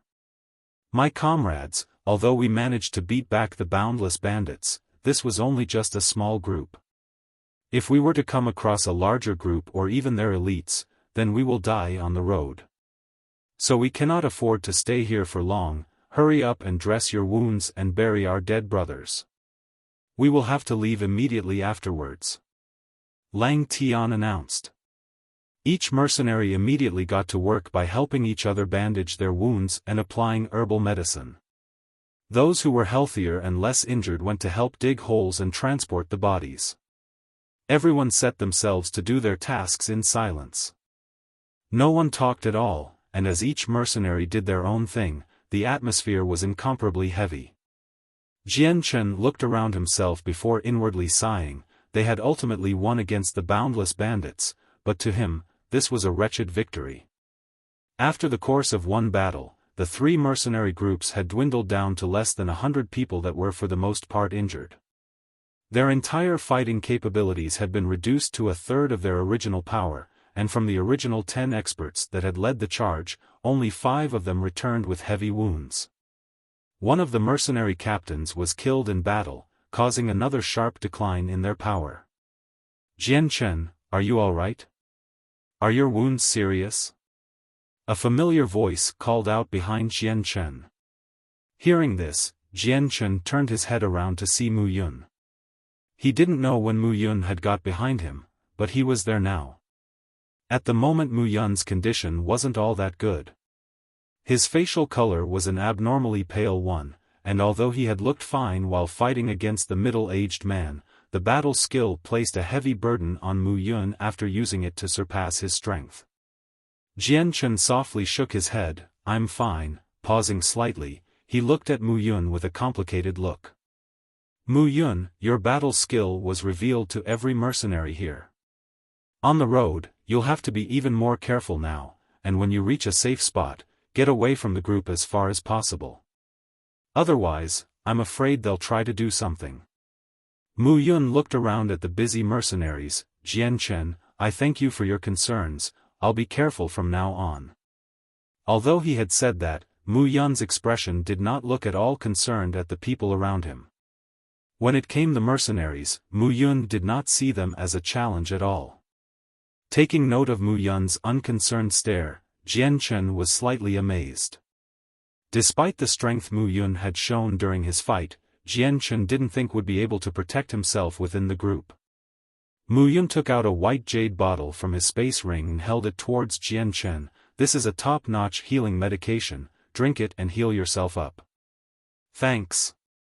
Jian Chen didn't decline his offer and took the bottle from him. Don't worry about it, I'm going to treat my own wounds first and then go help the others. Mu Yun waved before walking away from Jian Chen. 2 hours later, everything was in order as all the dead mercenaries were buried while ignoring the corpses of the boundless bandits. The mercenaries hated the boundless bandits even after they died, and so they wouldn't bother to pay their respects by burying their bodies. During those 2 hours, Jian Chen had casually treated his wounds and already swapped out the bloody clothes from his fight with the middle-aged man with a new set. Before they had set out on the trip, Jian Chen had prepared a few dozen sets of clothes, so he wasn't worried about running out. Let's go. After everyone was ready, someone called out for them all to start moving. Everyone was prepared to move into the night without stopping for rest or sleep. Ever since the ambush by the boundless bandits, the caravans no longer wished to stay around any longer. Even taking a break would not do.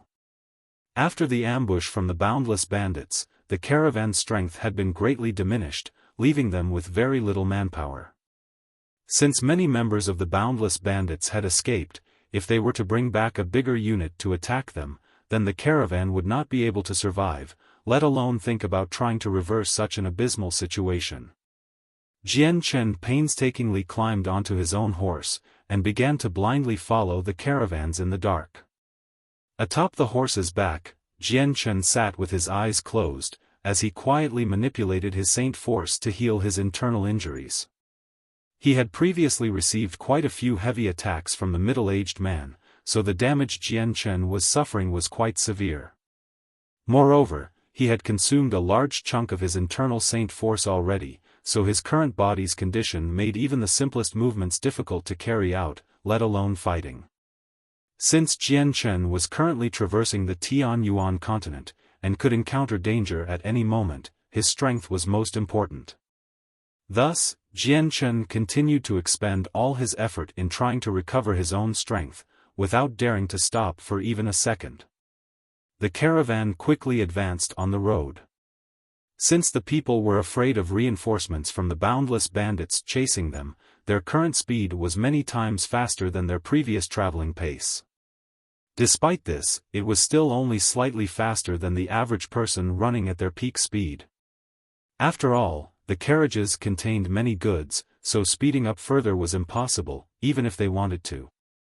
The current speed had already nearly flipped the carriages multiple times whenever they had passed through uneven parts of the road. Because of the current situation, Jian Chen didn't dare to completely enter a self-healing state. Thus, his severe injuries were only recovering at a snail's pace. At that moment, Jian Chen couldn't help but recall his mother, Bai Yun Tian. He still clearly remembered that time a few years ago when he had injured his third brother, Changyang Ku. Bai Yun Tian had unexpectedly healed his injuries as if it were the easiest thing in the world, without leaving a single scar. If there was a Radiant Saint Master at the scene right now, the internal injuries within his body would have probably recovered faster. Unfortunately, Radiant Saint Masters were really too rare, and their statuses were highly esteemed. With the strengths of the three mercenary groups currently present, there was absolutely no way they could have invited a Radiant Saint Master. Just as Jian Chen had thought of Radiant Saint Masters, a divine light suddenly flashed within his mind. Immediately, he opened his previously closed eyes, and in that instant, a bright ray of light seemed to shoot out from his eyes in amazement, dying out immediately afterwards. That's right, I can sense Light Saint Force, and even gather it. I wonder if I can control the Light Saint Force like a Radiant Saint Master would, and be able to heal my own wounds. Jian Chen pondered this furiously.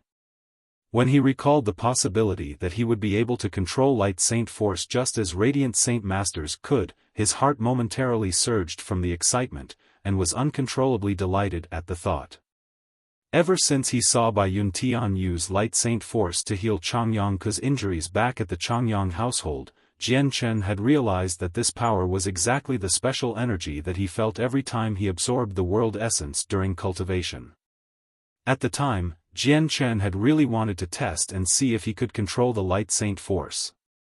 Unfortunately, due to the various situations that had occurred since then, he never got to try testing his thoughts.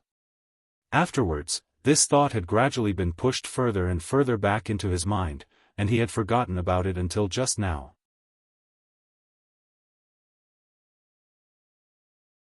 Chapter 80, Blue Wind Kingdom. Jian Chen took a deep breath and slowly tried to control the emotions in his heart. After he had calmed, he immediately closed his eyes and began to cultivate the world essence around him. However, there was a difference between the time he had absorbed world essence in the past compared to now. Jian Chen was able to differentiate the special energy from the world essence and absorb that specific energy into his body. Although in theory this was rather simple, it required an extremely strenuous amount of effort when put into practice. However, to Jian Chen, who had practiced how to use his soul, this wasn't that hard, it would only require more concentration than usual. To the Jian Chen who was strong in spirit, he could detect the special energy mixed in with the world essence. Aside from Radiant Saint Masters, no one else would be able to detect it. After he had detected the special energy, he immediately used his soul as a vacuum to wildly bring the special energy towards him. As it gathered, Jian Chen absorbed it into his body. Jian Chen understood that once the special energy had condensed to a certain degree, it would emit a faint white glow. To prevent this from happening, Jian Chen absorbed the energy extremely slowly, almost at a snail's pace. After Jian Chen absorbed the special energy into his body, a reinvigorating sensation immediately spread throughout his body. It traveled so quickly that Jian Chen felt as if a ball of warmth had enveloped him. Being bathed inside with this pleasant sensation, Jian Chen's face let loose an expression of satisfaction. When the special energy fused with Jian Chen's serious injuries, they started to heal at an extremely fast rate, so fast that Jian Chen was flabbergasted and couldn't believe his eyes. With this, Jian Chen finally understood how fearsome a Radiant Saint Master was when they used their light attribute Saint Force to treat other people's injuries. The book said that not only could high-level Radiant Saint Masters regrow arms, they could even revive the dead. It would appear that this wasn't a lie. If they could heal injuries like this, then perhaps the Radiant Saint Masters who stood at the peak have truly transcendent skills. Before, Jian Chen had doubted that Radiant Saint Masters could regrow an arm and revive the dead, but after seeing the effectiveness of the energy they used, Jian Chen firmly believed that this was the truth. While riding, Jian Chen continued to use his soul to take the light saint force from within the world essence, before slowly absorbing it into his body. As a result of this constant absorbance, Jian Chen was enveloped in a strange misty fog. It was the special energy that Radiant Saint Masters used. Although there were countless mercenaries nearby, some of them being great Saint Masters, none of them had noticed Jian Chen's strange appearance. This light saint force was a special type of energy that, aside from Radiant Saint Masters, no other cultivators would ever be able to perceive. Even if there was an expert at the peak of the Heaven Saint Master level, they wouldn't be able to perceive it. Because of this, Radiant Saint Masters were exceedingly rare within the Tianyuan continent, since every single Radiant Saint Master had to be born with this innate ability. From birth, their spirits had made special contracts with the Light Saint Force. Thus, Radiant Saint Masters were able to perceive its existence. And as their souls grew, they would gradually be able to control the energy. When the concentration of the Light Saint Force grew to a certain degree, it would become milky white in color. At this point, a cultivator would be able to see the existence of it with their eyes. However, they would not be able to see the Light Saint Force like they would see the world essence. The Light Saint Force would only be seen as a blank space. The night went by quickly for the caravan and its mercenaries. For the entire night, no one slept at all. If they were not trying to clean their wounds, they were trying to heighten their concentration to detect movements in their environment. No one wanted to be ambushed by the boundless bandits once again. Under the tense environment of the mercenaries, the night quickly passed and became day. However, the mood did not lighten at all. Although they had long since departed from their previous resting spot, they weren't safe yet. In this area, many different bandit groups could still attack them. If the mercenaries were in their prime conditions, then they would not fear any bandit group. However, after the boundless bandits, they were all heavily injured, and had lost many of their numbers. With their current strength, if they were to come across another bandit group, then they would only be able to put up a bitter struggle. Although they knew that abandoning some of their goods would help them stay alive, the things that they were delivering were quite precious. Unless it was a last resort, neither the mercenaries nor the merchants were willing to make such a decision. As the bright, red sun rose overhead, Jian Chen, who had sat without moving for the entire night, finally opened his eyes. Jian Chen could feel a very pleasant and joyous sensation within as he stretched his limbs. After a single night of therapy, Jian Chen's body, which would have normally taken 5 or 6 days to heal from the grievous wounds, had been completely restored. Even his nearly used-up Saint Force had reached a level of saturation that put Jian Chen back at the peak of his strength. Not only that, but Jian Chen could clearly tell that his Saint Force was even bigger than before. I didn't think that I would be able to control Light Saint Force like a Radiant Saint Master could. Jian Chen cheered internally. He was quite ecstatic to discover this, as it was a pleasant surprise to him. Equipped with this special power, his life would gain an additional source of protection. No matter how serious of an injury he would get in the future, he would be able to quickly heal it at any given place or time. While being happy at this discovery, Jian Chen was also greatly shocked at how effective the Light Saint Force was at healing. If he were to use herbal medicines, then it would have taken him 4 or 5 days to completely heal from his wounds. But using the Light Saint Force, he had been completely healed in a single night. In addition, Jian Chen had been absorbing the Light Saint Force slowly. He didn't want to speed up his absorption rate just in case it was revealed that he could do such a thing. However, Jian Chen knew that he could only use the Light Saint Force as a last resort. It was better to keep it a secret. He had considered this issue very thoroughly. There was a possibility that his ability to control Light Saint Force would raise unexpected issues during a critical moment. Although Radiant Saint Masters were highly revered in Tianyuan continent, this empty glory meant nothing compared to what he wanted for his life. Meanwhile, the road was relatively peaceful for the caravan. There was nothing aside from the occasional weak magical beast. They didn't come across any bandits or stronger magical beasts. With the increased traveling speed, they traveled what would have taken 10 days in 6, and after the 3rd day, the caravan had finally passed the dangerous roads into a peaceful one. They were finally at the border fort of the Blue Wind Kingdom. Seeing the huge faraway walls, every single mercenary let loose a smile, as if a huge burden was lifted off their backs.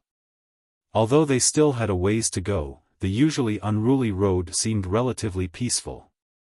There were few cities that were scattered about Blue Wind Kingdom's vicinity. The caravan would be able to hire some new mercenaries at each of these cities to replenish their battle strength. We've reached the Blue Wind Kingdom, we've finally reached the Blue Wind Kingdom. We're safe now, we don't need to worry about the boundless bandits chasing us. Many of the mercenaries started to cheer out loud with joyous expressions. Even Jian Chen couldn't help but smile faintly. At this moment, his heart felt lighter. After all, he was still quite weak, so if he were to leave the mercenaries and get attacked by bandits, then even he would be in dire straits. Although the massive wall could be seen in the distance, there was still 5,000 meters of road.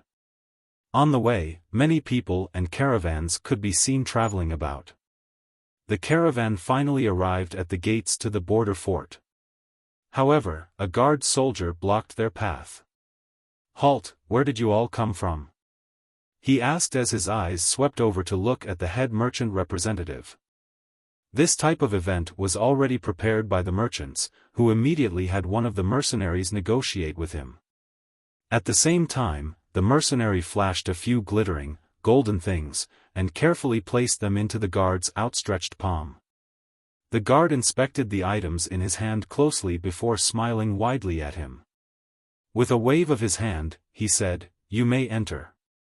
Afterwards, the caravan finally passed through the giant gates of the border fort and entered the Blue Wind Kingdom. After passing through the border fort, Jian Chen immediately calmed down quite a bit. At the very least, he had escaped from the powerful grasp of the Huayun sect. Although they held a formidable amount of power within the Jessen Kingdom, Jian Chen was convinced that their powers did not stretch over to the lands of the Blue Wind Kingdom. Not too long after passing through the border fort, they came across a decently sized city. The merchants stopped to rest, and the mercenaries disbanded in order to rest. 2 of them remained to guard the goods. The marketplace had allocated a place for goods to be parked, so the merchants all dropped off their items there. Since they had a few strong experts to ensure the goods were protected, the mercenaries had no need to worry about the possibility of the goods here being stolen by bandits. In actuality, no mercenary would dare rob from this place, otherwise, they would be unable to exit through any of the city gates, and would be surrounded by the city guards.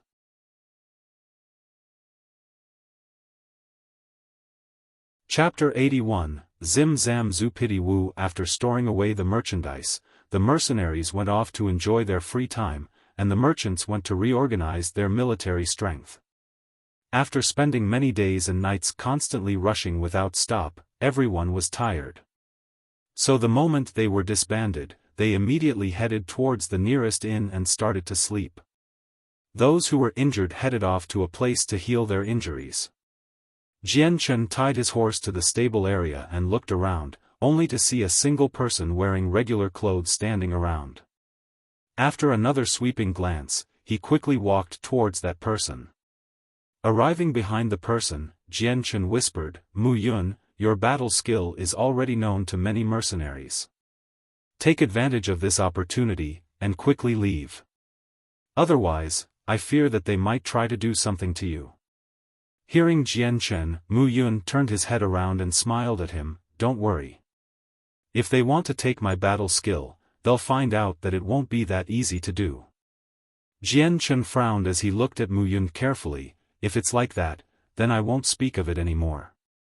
He paused in thought before asking again, "But now that we've reached the Blue Wind Kingdom, it is nearly time for me to separate from the mercenary group.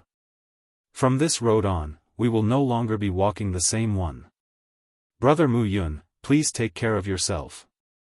He cupped his hands together respectfully.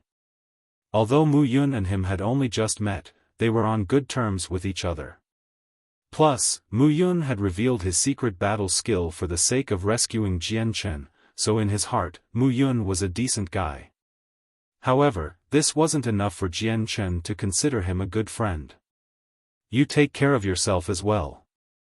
Mu Yun cupped his hands together in response. "Are the two friends here preparing to leave already?" "Everyone is exhausted, and so we've prepared a top-rated restaurant for everyone to enjoy. It'd be better to come eat and drink with everyone first." At that moment, a deep voice spoke out towards the other two. Mu Yun and Jian Chen turned around to see an older man who had a smile adorned on his face. Seeing the man, Jian Chen was a little stunned, but he quickly regained his composure. Cupping his hands in respect once more, he said, "This one greets Captain Lang Tian." Over the past few days, Jian Chen had become familiar with the three mercenary groups. The strong man wearing the black robes was Captain Lang Tian, an expert who had reached the Great Saint Master level. Seeing Captain Lang Tian, Mu Yun also cupped his hands in respect. Even with a laugh, this was still considered a respectful greeting. "My two friends, I don't know what to call you two, but when the boundless bandits attacked us, we honestly suffered greatly. It was thanks to you two that our casualties did not get any worse." Lang Tian smiled with a face full of benevolence. "This one is named Jian Chen. Captain Lang Tian is too generous." During the ambush with the boundless bandits, the one who had contributed the most was Captain Lang Tian, who had killed many of the expert bandits. "Your humble servant here is called Mu Yun." What Brother Jian Chen said was correct. The reason why we could successfully push back the boundless bandits was Captain Lang Tian. If not for the captain, then I'm afraid all of our lives would have been forfeit. Mu Yun laughed. Hearing Jian Chen and Mu Yun, Lang Tian's eyes flashed with a brief moment of shame before he quickly concealed it. "My friends Jian Chen and Mu Yun are too polite. Whatever the end result of the ambush was, I still have to thank you as the captain of my mercenary group. For the past few days, everyone had been so worried about the boundless bandits overtaking us, so we've been spending day and night traveling as much as possible and sacrificing sleep. We've really placed a burden on the two of you. I've already prepared a great feast. It would be great if we were to all eat together with joyous smiles. Afterwards, we can all rest well for a few days and heal from our wounds." "Alright then, after eating rations for the past few days I've almost forgotten what meat tastes like. I was just about to prepare myself to gorge on a great meal, but since Captain Lang Tian has already prepared a feast, I can save my meal money." Mu Yun readily agreed. Facing Jian Chen, he said, "Brother Jian Chen, it'd be for the best if we both went. After eating rations for the past few days, you must be sick of it."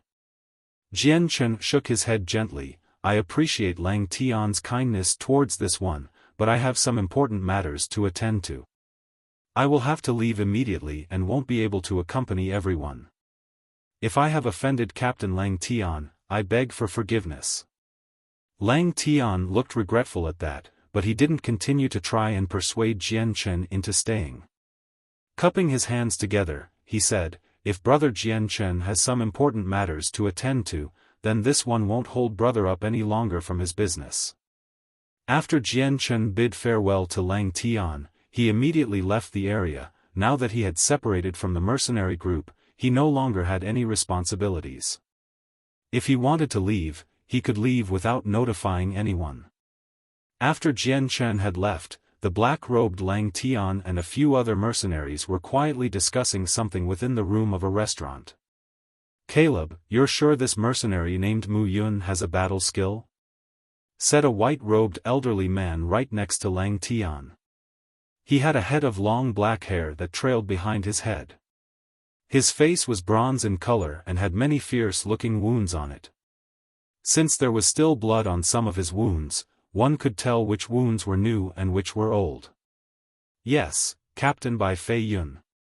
When the mercenary called Mu Yun used his battle skill, many people around had seen it, so this information is definitely not false. Caleb replied. "That's correct, Captain by Fei Yun, Captain Lang Tian. Everyone that survived the ambush can testify this. What Mu Yun used was definitely a battle skill, and it was actually a highly advanced one as well." Another mercenary said. Originally this was an important matter that the mercenaries should have reported earlier. Unfortunately, when they were ambushed by the boundless bandits, the battle skill was the last thing on their minds, since their lives were more important. Even if they were to learn the battle skill, if they weren't alive to enjoy it, it would be completely pointless in the end. Moreover, the current situation was different. Since they had entered Blue Wind Kingdom, they were temporarily safe. Now, they could mention the battle skill that Mu Yun had. Although the mercenaries were all in the same group, life on Tianyuan continent was extremely cruel. Even these mercenaries would try to forcibly take an item they were jealous of, just like the boundless bandits had.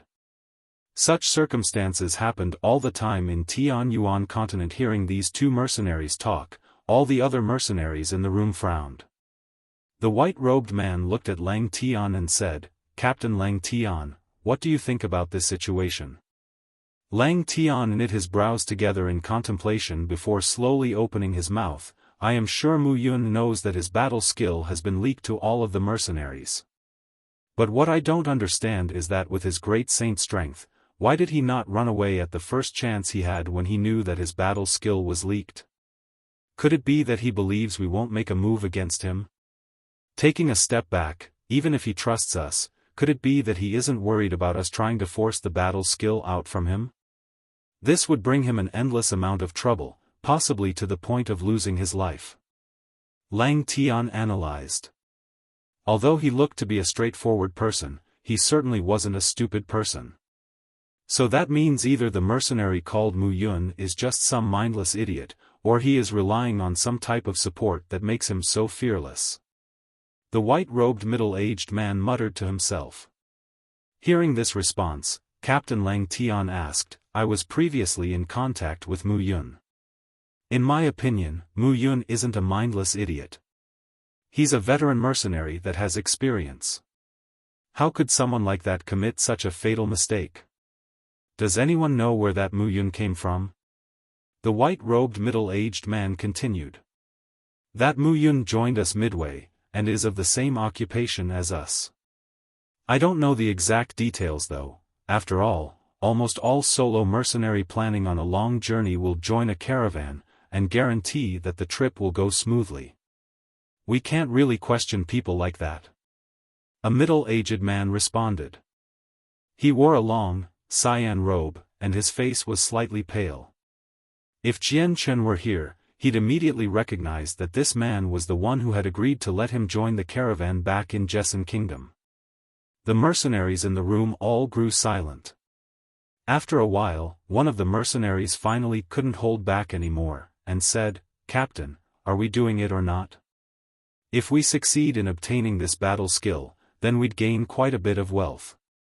Even if we don't use it ourselves, we can sell it. Considering how precious battle skills are in Tianyuan continent, we can definitely get a sky-high price for it." After all, this battle skill is of a pretty high quality. Captain, why don't we put our all into this fight? Another mercenary said, an eager light constantly pulsing within his gaze. Captain Lang Tian frowned, however he didn't immediately reply either. Instead, he turned around to look at the white-robed man next to him, and asked, Captain Bai Fei Yun, what do you think about this situation?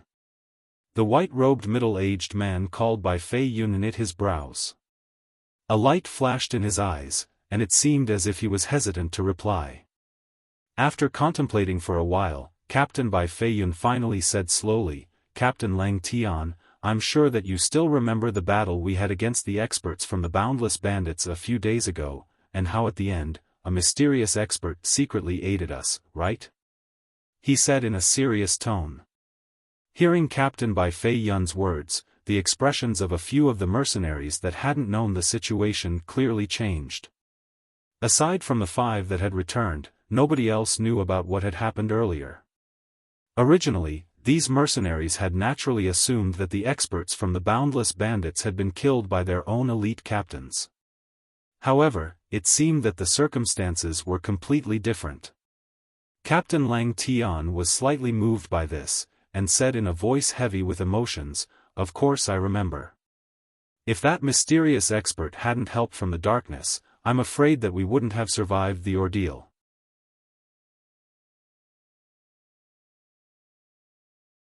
Chapter 82, Accident at the Restaurant. Hearing what Lang Tian said, the mercenaries in the room all looked each other in the eyes with stunned expressions. None of them could believe what they had just heard.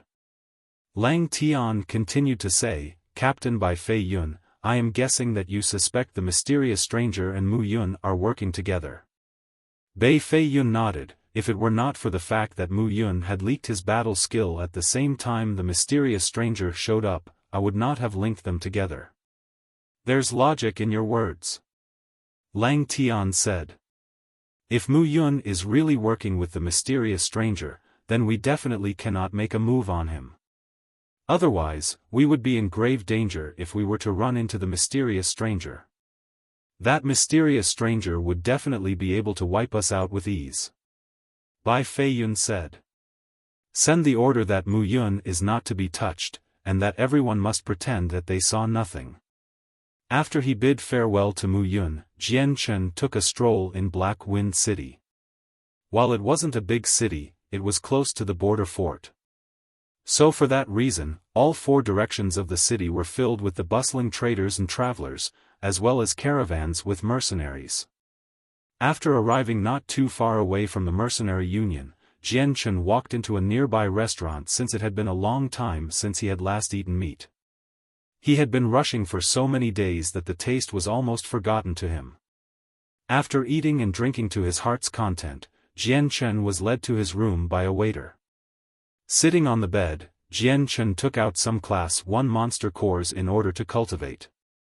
Right now, Jian Chen didn't want to waste any time and cultivate slowly. He wanted to use every single monster core to help him cultivate, to help him grow so strong, that even the Huayun sect would be afraid of him. Then he would be able to return to his family with pride. Although he could secretly sneak back without the Huayun sect noticing, Jian Chen was too prideful for that, so he wouldn't do such a thing.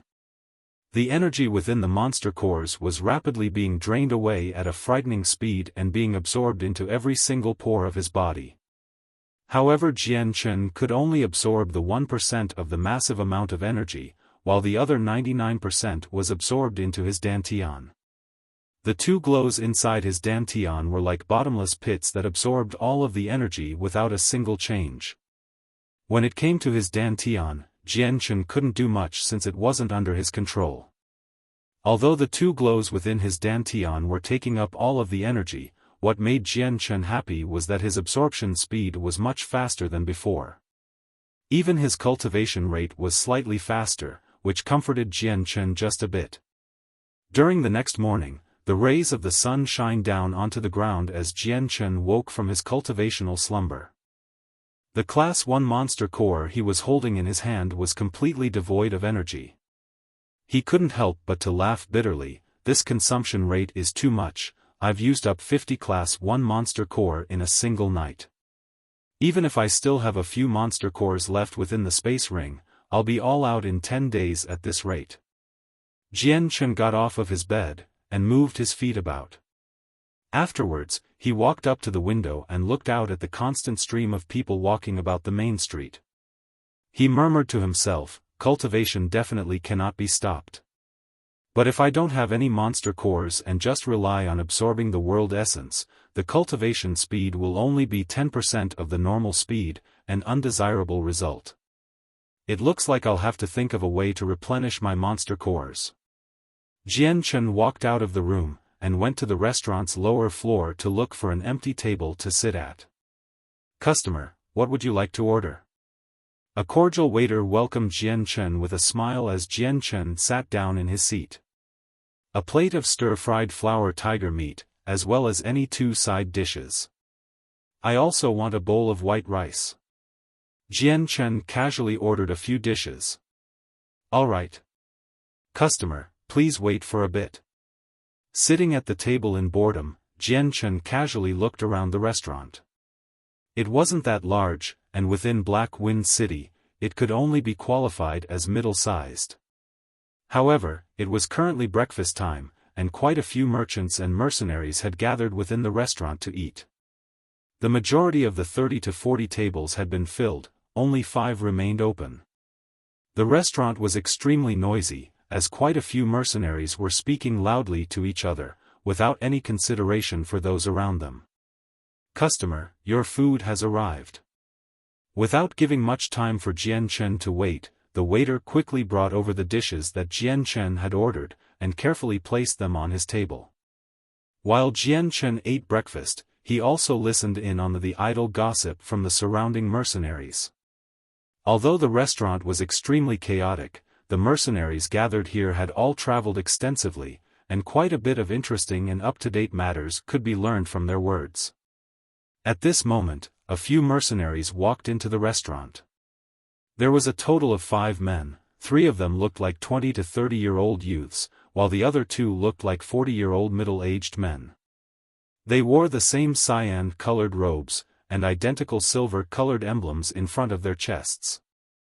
All of them were from the same mercenary group, and judging by their emblems, the group wasn't of a low level either.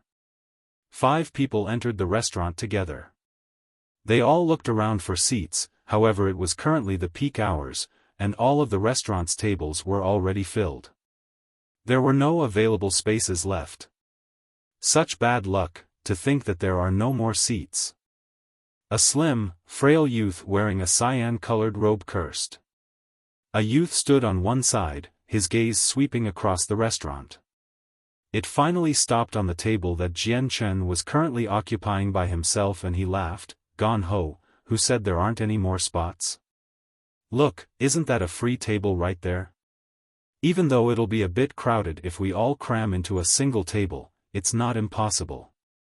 Aside from Jian Chen, there were still quite a few people occupying tables alone. However, that group of people could tell the others were not people they could pick fights with. Only Jian Chen appeared to be completely powerless. Thus, the youth's attention naturally locked onto Jian Chen. The people's gazes all gathered onto the white-clad Jian Chen. After noticing that Jian Chen's appearance didn't look over 20, they smiled evilly. Afterwards, the 5 walked in together. Once he arrived in front of Jian Chen, the youth called "Gone ho," patted Jian Chen's shoulder, and said with a smile that didn't quite reach his eyes, "Young friend, this table is now occupied by us. It's better if you switch to another." Jian Chen knit his brows and raised his head. His gaze swept across the expressions of the 5 people. Once his soul determined that the 5 weren't actually that strong, his heart immediately calmed, and said, "I'm sorry, but I also need this table right now." Jian Chen wasn't at all afraid of the consequences. Although 2 of the people were quite old, their strength wasn't very significant. After all, the strength of one's power didn't solely depend on age. There were some people with outstanding talent, and had become renowned peak-level experts at a young age. On the other hand, some of the more mediocre people would spend their whole lives unable to condense spirit weapons and overcome the threshold to becoming a saint. Gan Ho's expression sank, and coldly stared at Jian Chen as he said, "Brat, don't refuse a toast only to be forced to drink a forfeit. If you're wise, get out of my sight right now." Although Jian Chen's situation was naturally drawing the attentions of others in the restaurant, however, such things happened quite often on Tianyuan continent, and wasn't anything new. Therefore, everyone watched the situation unfold, as if watching a show, and had no intention to help out.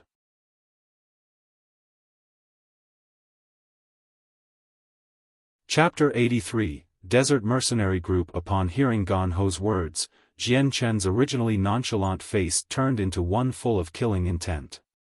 Although Jian Chen was currently rather weak, that did not mean he was easily intimidated. Gingerly putting down his chopsticks, Jian Chen's lips moved slowly as he spoke, "With your paltry numbers, you don't have the right to make me move from this table." Gan Ho looked stunned at this answer for a moment before sneering at Jian Chen coldly. There was a hint of undisguised killing intent within his eyes. It appeared that Jian Chen didn't know what mercy was when it was given to him. Gan Ho wouldn't mind teaching him a lesson. To Gan Ho, Jian Chen's weak appearance along with his young age made him look like someone who wasn't an expert.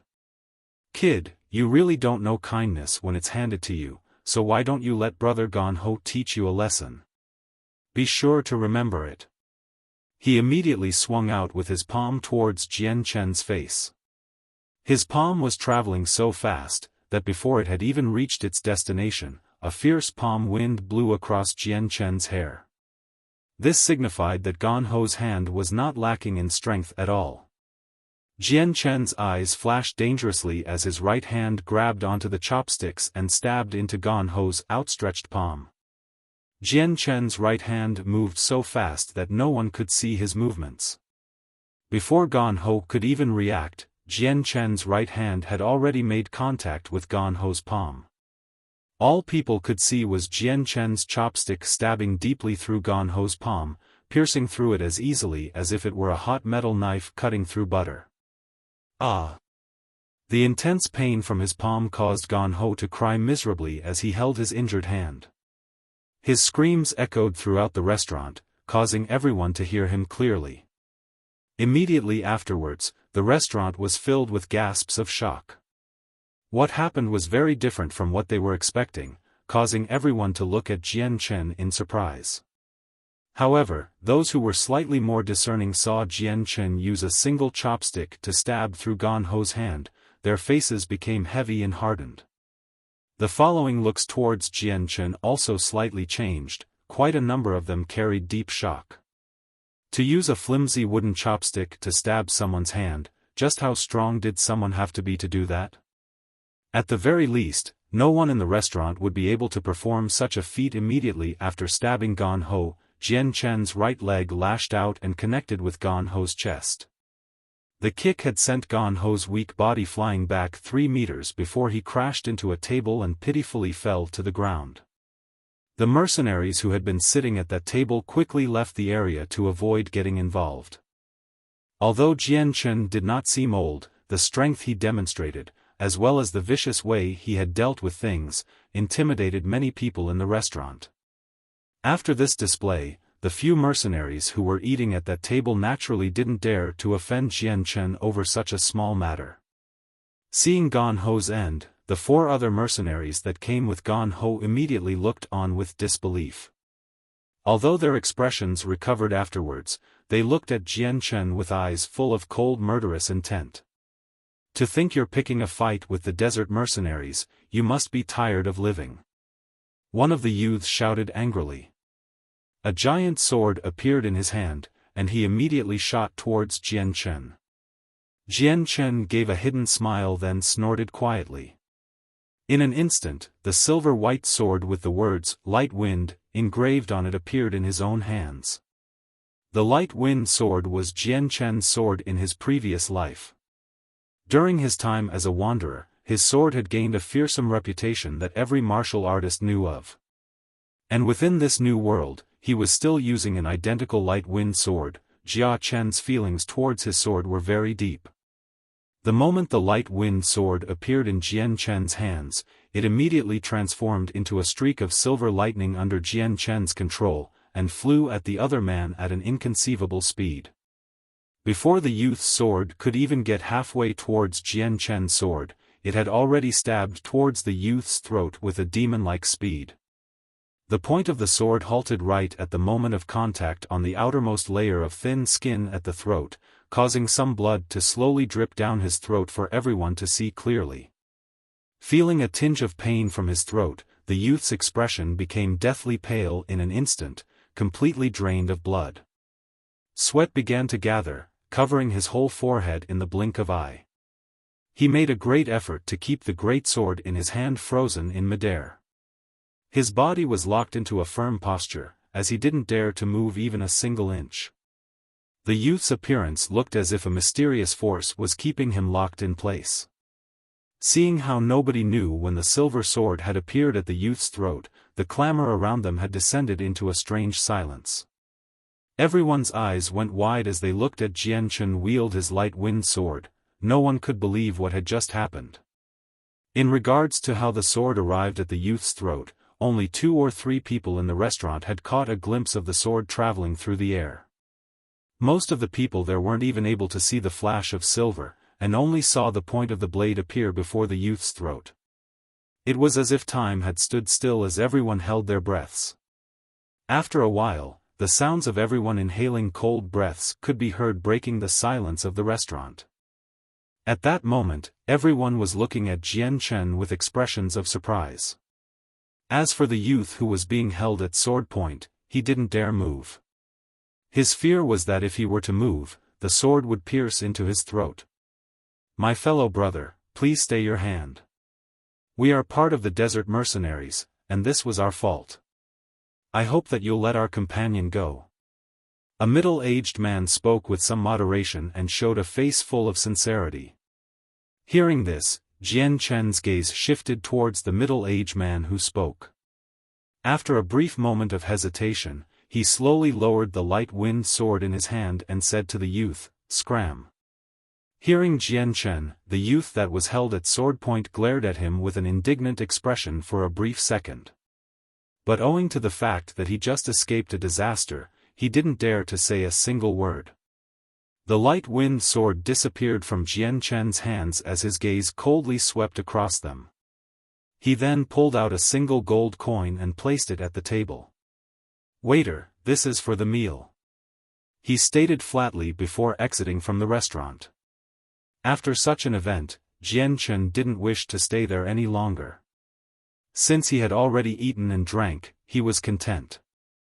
Afterwards, the youth that was released by Jian Chen, he glared at Jian Chen with murderous intent. Glancing at his 3 other companions with a knowing look, they all nodded at the same time. Following this, the 4 of them acted in unison, as if they had long since prepared for this to happen. They all summoned their saint weapons and immediately charged at Jian Chen from different positions, aiming towards several vital parts on Jian Chen's body at the same time. Hearing the sounds of activity happening behind him, Jian Chen's eyes narrowed as he started to leak an intense killing intent from within his eyes. Swaying slightly, his body had already flashed forwards 2 meters with an extreme speed just as the weapons slashed at where his back was just moments ago, causing them to just narrowly miss him. Using sheer skill, he had managed to escape the encirclement. At that moment, Jian Chen's light wind sword materialized in his right hand once more as Jian Chen immediately turned around to face the 4 men. With just a single step he closed the gap between himself and the 4 people. His right arm abruptly shook, and his light wind sword stabbed at the closest middle-aged man with an insane speed. Just like a silver streak of lightning, the light wind sword had already closed in on the middle-aged man, stabbing towards his throat. The middle-aged man wasn't weak at all and was much stronger than the first youth. The moment he saw Jian Chen's light wind sword stabbing towards him, the middle-aged man's face immediately hardened, before bringing back his sword that he already slashed outwards to replace it protectively across his neck. Ting! Just as the middle-aged man finished this movement, the light wind sword's tip pierced the flat side of his sword, causing a metallic sound to ring out. A small, shallow mark appeared on the flat side of his blade. Seeing how his sword was blocked, Jian Chen sneered, and his eyes flashed once more.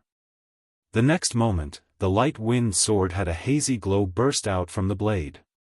It did not look very strong, but it was actually concealing its sharpness. No one from the restaurant could detect that hidden power, however, and when Jian Chen stamped forward, he simultaneously twisted his body in midair to form a horizontal rotating line. His light wind sword began to rotate at high speeds as well, before flying forward with sword chi adding to its power.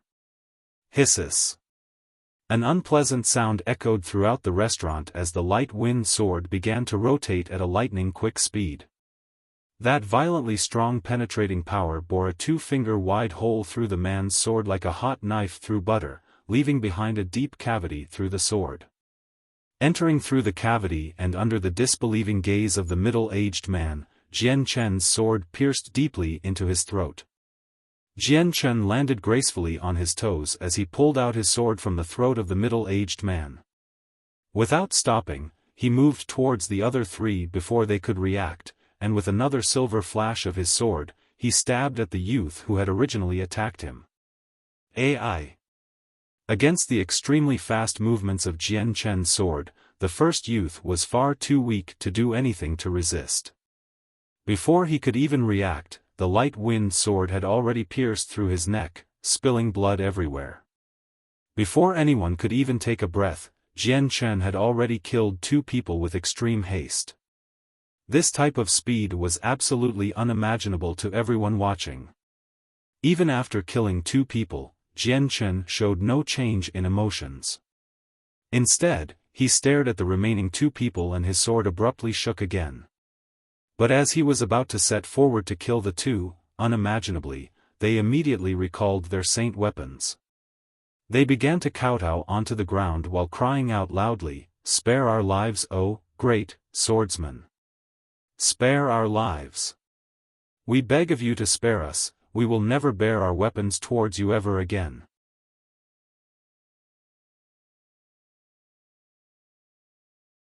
Chapter 84. Wake City. Seeing the 2 remaining mercenaries act in such a way, everyone in the restaurant looked on in shock.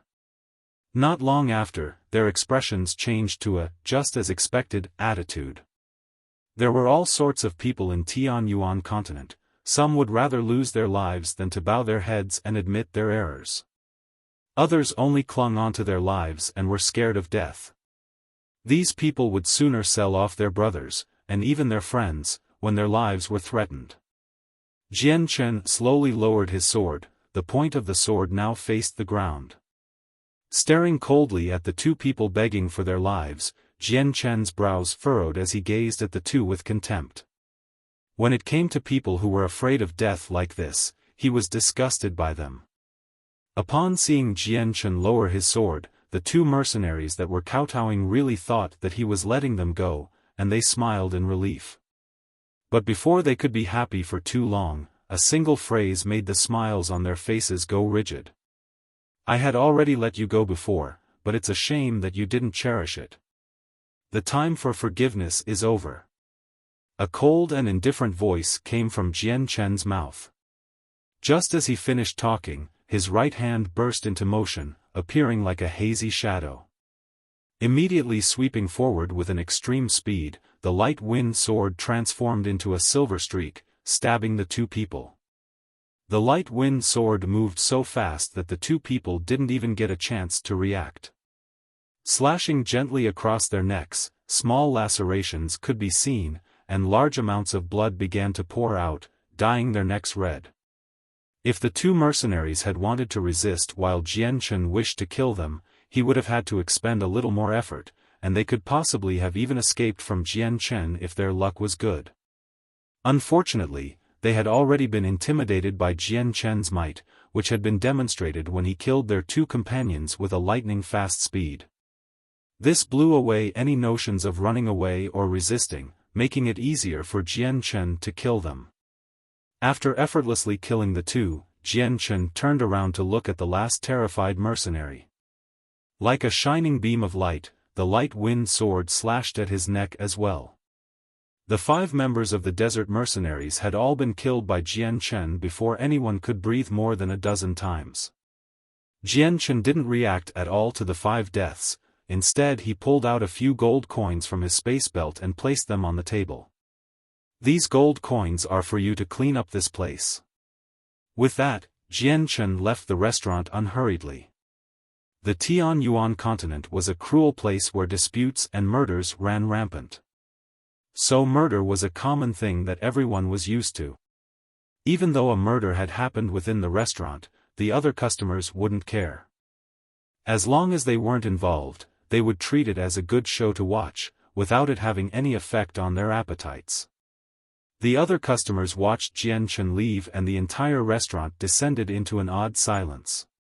At this point, every person had forgotten about their food and just stared blankly at Jian Chen, and then back at the 5 dead mercenaries. They didn't believe what had just happened in this restaurant.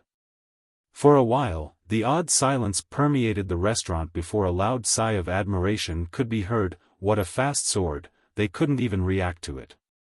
And what precise control he had.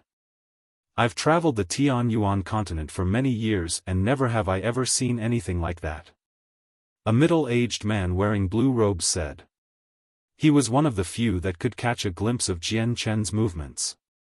That man looked to be quite young, yet quite strong. His movements were also vicious, and each blow was a fatal one. If he isn't from a major clan, then he must have an excellent master backing him up. I don't know what his name is, but with his strength, it'd be nice if he could join my mercenary group. If he does, then my group's strength would increase. A male said. Another male youth spoke out in reply to him, don't even dream about it, he looks much younger than you, yet he has this much strength. These kinds of people would not have a simple background. We are just a small mercenary group that has no chance of attracting such an expert. Not only that, he just killed 5 mercenaries from the desert mercenaries, their group won't take this offense lying down. So even if we were to be able to bring him into our group as a member, it is quite possible that we'd also attract huge trouble. After all, we're still an extremely tiny and weak group in comparison to the strong, 1,000-man desert mercenaries.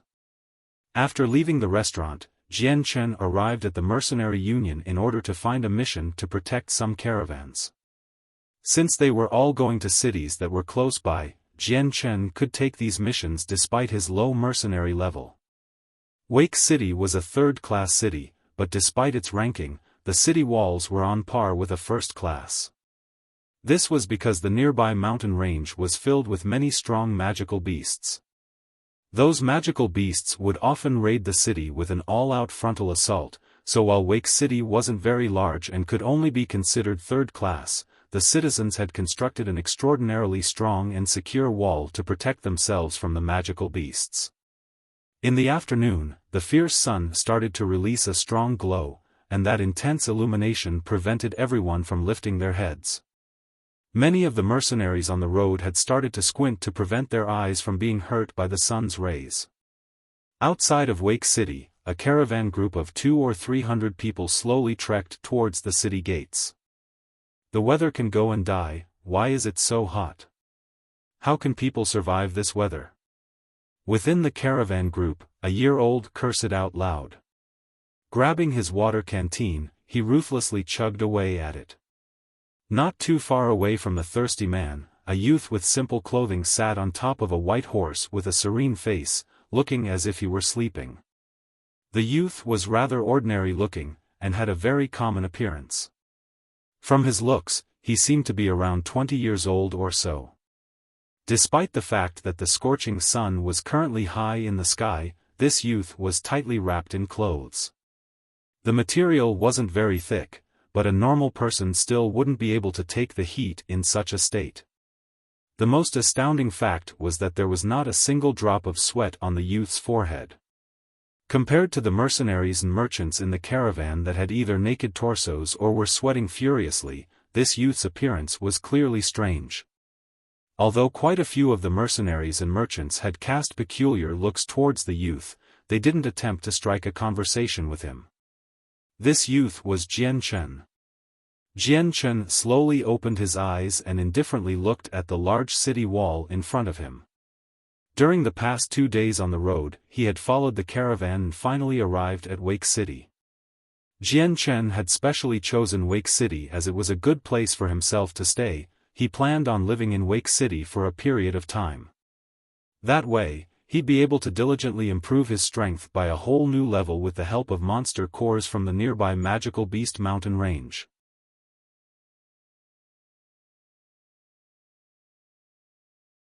Chapter 85, Going alone into the Magical Beast mountain range. After successfully escorting the caravan to Wake City, Jian Chen left the caravan and headed straight towards the mercenary union to register the completed assignment. With this, he was able to earn a bit of reputation and a small amount of money. Because Wake City was so close to the Magical Beast mountain range, the number of mercenaries that stopped to rest here were much greater than any other city. The majority of the mercenaries had their eyes set on the favorable living conditions here, and tended to stay around for a long-term period. It was extremely convenient to enter the Magical Beast mountain range and hunt magical beasts in exchange for money. Although the dangerous factor of hunting magical beasts was much greater than escorting caravans, it was also an extremely profitable task. There were many people who lost their lives to magical beasts daily. But because the monster cores had such great value and were in high demand, many mercenaries were willing to risk their lives for the profits gained from hunting magical beasts. After all, monster cores were simply too precious in Tianyuan continent. Since almost everyone needed them, the amount they required was quite large. After gaining monster cores, they could directly absorb the energies within them to quicken their cultivation rate. In addition, even if one didn't personally use them, one could easily exchange the cores for a considerable amount of money. The mercenary union was extremely noisy due to there being many mercenaries inside. A union as large as this was filled with hundreds of people. The majority of the men had naked torsos, and their robust builds could clearly be seen from their bare muscles. It seemed as if they displayed their bodies to demonstrate how powerful they were. Under such blistering hot temperatures as well as the poor ventilation system within the union, the sour odor of sweat pervaded the air and assaulted the nose. It made Jian Chen, who very rarely experienced this type of odor, knit his brow, and use a hand to lightly pinch his own nose. After leaving the mercenary union, Jian Chen went around the city to replenish his supplies. He bought a map of the Magical Beast mountain range, and then headed straight out of Wake City. Under the scorching sun, he advanced forward alone to the Magical Beast mountain range. The Magical Beast mountain range was only about 30 kilometers away from Wake City. After rushing towards the mountains on horseback, Jian Chen finally arrived at the edge of the Magical Beast mountain range 2 hours later. A stretch of forest bordered the edges of the Magical Beast mountain range, and deep inside the forest was a large mountain range. Within the mountain range were numerous magical beasts. The environment inside was vile as well, and according to the description of the Magical Beast mountain range from the map, there were countless poisonous vipers and insects within the forest. Not only that, swamps could also be found all over, and if a person were not careful, they could sink into one. Without the help of a companion, it would be extremely difficult to escape with their life. The proverbs once said that fortune and danger live together. So while the mountain range of magical beasts had many dangers, at the same time, there was also treasure to be found. The magical beasts frequently fought each other, so upon their deaths, their monster cores would be preserved. If one had good luck, then they would be able to come across a few magical beast corpses that still had their cores, and collect them, but the chances of that happening were still rather low. Monster cores could be used by the magical beasts as well, but the lowest rank of magical beasts didn't know if or how it could be used and only operated on instinct. Jian Chen sat on his horse with his head facing the verdant forest in front of him. From today on out, this forest will be my training ground where I shall gain some experience. Dismounting, he stroked the horse gently on its head, and without caring if the horse, that had accompanied him for quite a number of days, could understand him, he said, "Go on, you're free now, go wherever you want to go." Afterwards, Jian Chen turned around and headed towards the forest within. Nay! The horse behind him stamped on the ground firmly as it looked at Jian Chen as it was saying goodbye. After covering a stretch of road, Jian Chen finally entered the depths of the forest, and without stopping, continued on his path towards the mountain range of magical beasts. The forest had weeds everywhere that reached the height of a regular person, completely blocking his vision. In this type of environment, one could lose their way if they weren't careful. Every few steps Jian Chen would jump onto a huge tree to view the surrounding routes around him to ensure that he hadn't lost his path, allowing him to keep track of where he was. Every so often, he would find a viper hidden in between the blades of grass, but with his soul, he could easily perceive it and take care of the vipers whenever they appeared. After traveling for 4 hours, Jian Chen finally entered the depths of the forest, where ferocious beasts were beginning to gradually appear. At that instant, a dark green figure leapt out from the weeds, and attempted to attack Jian Chen from behind with extreme speed. Just as the dark green figure approached Jian Chen, a white light flashed past, and a silver sword suddenly appeared. It accurately pierced into the green figure's concealed body with unmatched quickness. The moment after the sword made contact, Jian Chen's body swayed, and he shifted half a meter to the side. The moment he moved away, a soft bang could be heard as the dark green figure fell at where Jian Chen had just been standing. Only now was he able to clearly see that the dark green figure was a beast that looked similar to a leopard. Its neck was already soaked with blood that continuously poured out from its deep wound. Jian Chen's gaze swept across the leopard-type beast lying on the ground. He then continued to advance into the forest. He could tell from a single glance that the beast was only a normal wild animal, it wasn't even a Class 1 magical beast. There were absolutely no monster core that could be retrieved from within its body, otherwise, he wouldn't have been able to kill it so easily. Roar! Aoo! As Jian Chen continued to travel deeper into the forest, the howls of magical beasts gradually started to fill the air. There were many different types of cries. Some were unpleasant as they sounded like the wails of malicious spirits that made anyone hearing it feel terrified. At that moment, Jian Chen suddenly stopped in his tracks. He turned around, and his eyes flashed with a serious light as he stared towards his side. The silver light wind sword materialized in his hand. This was the first time Jian Chen displayed such a serious expression since he first entered the forest. A faint sha-sha sound emitted from the location Jian Chen was looking towards. Shortly after, a dusty yellow scorpion slowly appeared within Jian Chen's line of sight. The scorpion was extremely large. Its body alone was a meter wide, and 2 meters long. A poisonous stinger hung from the end of its tail, which was at least 5 to 6 meters long. Right on its head, a pair of jade, beady eyes started to flicker with a strange glow. The scorpion headed straight towards Jian Chen. Only after it was 5 meters away from Jian Chen did it stop its advance. Its bright eyes flashed with a strange glint as it locked its gaze onto Jian Chen, brandishing its pincers at Jian Chen as a zhi sound came from its mouth. The silver light wind sword in Jian Chen's hand was enveloped in a hazy glow. Immediately, he attacked first and his body blurred as he shot towards the scorpion with his blade. His original intent in coming here was to kill magical beasts, so he naturally wouldn't hold back after encountering one. The scorpion's reaction was quick. As soon as Jian Chen began to move, the poisonous stinger at the end of its tail blurred, and rapidly darted at Jian Chen. Ding!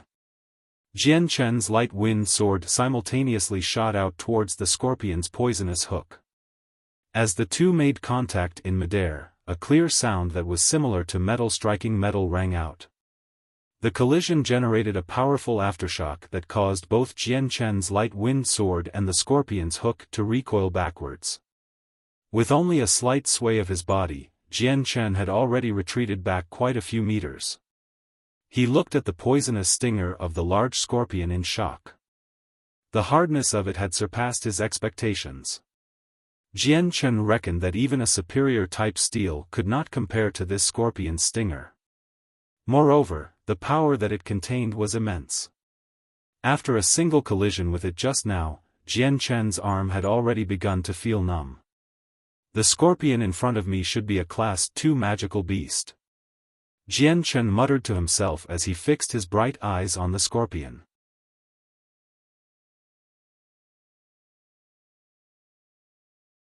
Chapter 86, Hunting for Poisonous Scorpions. Although Jian Chen had killed quite a few Class 2 magical beasts in Kargath Academy before, the ones in the Magical Beast Mountain Range were on a completely different level. The Class 2 magical beasts in Kargath Academy were not even equivalent to some of the Class 1 magical beasts in this mountain range. Moreover, the magical beast that he had encountered was one indigenous to the Magical Beast Mountain Range. Just as Jian Chen was distracted, the poisonous scorpion didn't give him any time to relax, as its 6 powerful legs began to scamper across the floor. In a blink of an eye it covered dozens of meters and arrived in front of Jian Chen as its poisonous green pincers widened menacingly and pincered towards Jian Chen's head. Encountering a local magical beast for the first time in the mountain range, Jian Chen did not dare to be negligent. He had learned the hard way in his previous life that being careless only led to disaster. Jian Chen's expression immediately grew solemn. He tilted his head, dodging the giant scorpion's pincers by a hair's breadth. He then gathered strength in his feet and pushed off the ground, leaving a deep footprint in the ground as his body burst forwards towards the poisonous scorpion's much smaller head. The light wind sword in his hand was once again enshrouded in that hazy white light as Jian Chen aimed it straight at the scorpion's tiny eyes. The eyes, throat and heart were 3 of the most fatal and weakest parts of the body. That much Jian Chen understood, but this poisonous scorpion had a neck that could not easily be pierced due to the angle. Not only was the neck rather short, but it had scales that were interwoven with each other to protect it. Under this circumstance where it was impossible to determine how tough the scales protecting its neck were, Jian Chen had decided to attack its eyes. Although Jian Chen was very confident in his precise and powerful stab, the defenses of some magical beasts were also just as tough. Thus, he wasn't 100% sure that he would be able to penetrate the scales and deal a serious injury to the beast. Jian Chen's sword traveled towards the scorpion with blinding speed. His sword had already reached the scorpion's eye. Just as the sword Qi enhanced light wind sword as he was about to pierce the scorpion's eye, it suddenly opened its mouth and spat out a pungent green blob of poison. Almost as if it were being controlled by a mysterious force, it flew quickly towards Jian Chen. At the same time, the scorpion's eye shut and the head dodged towards the side, avoiding the light wind sword. The light wind sword's speed was matchless, and so even at this crucial moment where the scorpion desperately tried to dodge, the scorpion wasn't able to completely avoid the sword. In the end, the sword slashed open the scorpion's outer eyelid. While the light wind sword hit the scorpion's outer eyelid and it paused for a bit as it encountered resistance. After a moment, the amazing amount of sword qi around the sword caused it to break through the strong defenses of the eyelid and stab through into the eye of the scorpion successfully. Simultaneously, Jian Chen's entire body was covered by the green fog of poison. Hiss! As it felt the sharp pain in its eye, the scorpion let loose a hoarse scream. A dark green fluid began to leak out of the injury in its eye, and its great mouth opened wide, revealing rows of needle-sharp teeth. Its overall appearance was extremely terrifying. The poisonous mist floated around. Jian Chen, who was shrouded inside the fog, retreated outwards, in a sorry state, as fast as lightning to escape. Right now, Jian Chen's appearance was the complete opposite of his previous state. His whole body was covered with a layer of dark green poison. His coarse clothing had begun to disintegrate at an alarming rate, and even his originally short hair had begun to fall off as green threads. Feeling a painful burning sensation throughout his body, Jian Chen's face hardened before growling, "What a strong poison." Quickly, Jian Chen grabbed onto the melting clothes before tearing them off from his body while using his saint force to counter the poison that made contact with his skin. Jian Chen looked at the one-eyed scorpion that was still crying out in pain. He knew in his heart that this was the perfect time to kill the scorpion. With a flash of killing intent, he dashed towards it without even stopping to take out a spare change of clothes from within his space ring, making him completely naked while moving to finish off the scorpion. Jian Chen's movements were agile and nimble, and he quickly flashed to the poisonous scorpion's side. With a shake of his arm, he reached out as fast as lightning, moving the light wind sword in his hand so fast it appeared to be just a ray of silver light. It shot towards the scorpion's throat, and in that instant, the blade suddenly exploded with sharp sword qi. Although it didn't seem to be very powerful, that sword qi was similar to a sharp blade. Like a streak of lightning that briefly illuminated the world with a gorgeous and magnificent light, and it immediately disappeared without a trace momentarily afterwards. Ding! Jian Chen's light wind sword accurately struck the poisonous scorpion's throat. When the blade came into contact with the dense scales covering the scorpion's throat, a clear sound similar to metal striking metal rang out. However, the scale's defense was quite strong. It was only able to withstand the light wind sword for an instant before the blade sharpened with sword qi broke through, and pierced deeply into the throat. See! The poisonous scorpion once again cried out miserably. The single, intact eye pulsed with a strange, dark green glint as its thick pincers quickly jabbed forcefully outwards towards Jian Chen. The 5 to 6 meter long poisonous hook behind it blurred as it flew over Jian Chen's head and tried to pierce the back of Jian Chen's head. Jian Chen pulled out the light wind sword buried in the scorpion's throat. His feet pushed off the ground, and his body sailed through the air as he jumped onto the scorpion's wide back. Hiss! Hiss! The poisonous scorpion was evidently extremely annoyed by the fact that Jian Chen had jumped onto its back. It began to violently shake its body, wailing unpleasantly as it recklessly waved its giant pincers around in the air. Based on the scorpion's current state, it appeared that the injury on its throat that Jian Chen had just inflicted didn't harm it that much. Seeing that the scorpion was still as ferocious as it was before, Jian Chen frowned. He couldn't help but mutter, "Its ability to stay alive is really too great, to think that it still hasn't died."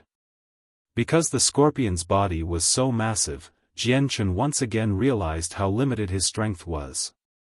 Aside from attacking the two vital regions of its eyes and throat, he couldn't find any other way to harm this scorpion. At that moment, Jian Chen heard a faint ripping sound. Without any hesitation, Jian Chen flashed horizontally to the side. Just as Jian Chen dodged to the side, the shining dark green poisonous hook flew over his head, and then ruthlessly pierced the scorpion's own back. A soft sound could be heard as the strong, plated section of its outer shell was pierced through by its own sharp poisonous hook. Under its own sharp poisonous hook, its shell did not offer a whit of resistance, and was easily pierced through. The sharp hook buried itself deeply into the scorpion's own body, and dark green blood began to flow out from the wound. Seeing this scene, Jian Chen's expression clearly went blank. However, immediately afterwards, he couldn't help but feel unsure of whether to laugh or cry. He had really never imagined that the poisonous scorpion would be stupid enough to actually hurt itself. The scorpion tugged at its poisonous hook. But because it was already deeply buried within its body, its movements instantly pulled out a chunk of flesh as well. The scorpion felt such intense pain that it ceaselessly wailed in pain as its entire body shook. That fierce pain was enough to disperse any further thoughts about pulling the hook out. Whenever a human or creature receives a serious injury, there will be a cushion of time where the strength that they exhibit, as well as their reaction speed, will be at its worst. Jian Chen saw this, and grasping the perfect timing, his body flew high up into the air as he jumped off the scorpion's back. The light wind sword in his hand flashed with a silver light, and pierced towards the scorpion's other eye. Because the scorpion was feeling fierce pain from its back, its reaction time had greatly slowed down compared to its normal reaction speed. In addition, Jian Chen's blade's every movement was incomparably fast. In the scorpion's current state, it was extremely difficult to evade or withstand Jian Chen's lightning-fast sword. The light wind sword accurately penetrated the poisonous scorpion's other eye without resistance. Jian Chen showed a pleased expression. He exerted more strength into his hand, forcing the light sword even deeper into the scorpion's eyes. Eventually, after thrusting at least half of the 4/3 meter long blade into the scorpion's eyes, he finally managed to injure its brain. This time, the poisonous scorpion no longer struggled or made any move to resist. Its entire body shuddered a few times before it fell like jello to the ground. With a loud bang, its enormous 1-meter-tall body fell to the ground. Jian Chen slowly pulled out his light wind sword. His brows knit together at the sight of the scorpion's bright green blood and white fluid covering his treasured sword. With a single thought, the green and white fluids covering his sword slid off the blade, and it instantly returned to its original appearance. Jian Chen's gaze circled around the poisonous scorpion corpse for a bit, then raised his light wind sword to pierce through the skull. However, the light wind sword had just gone through the outer shell of the head before getting blocked. Even though the poisonous scorpion was already dead, its outer shell's defense was still just as strong as before. There was no way Jian Chen could break through its defense with a casual wave of his sword. This snake skin is really thick. Jian Chen furrowed his brows, and sighed, "Forget it, I might as well conserve my energy. The magical beasts here come and go randomly. If I preserve my extra strength, then that is an extra layer of protection for my life. I'll just retrieve this monster cores by going through its eyes." Saying this, Jian Chen resumed his actions. After great effort, he was finally able to retrieve the monster core stored within the scorpion's skull.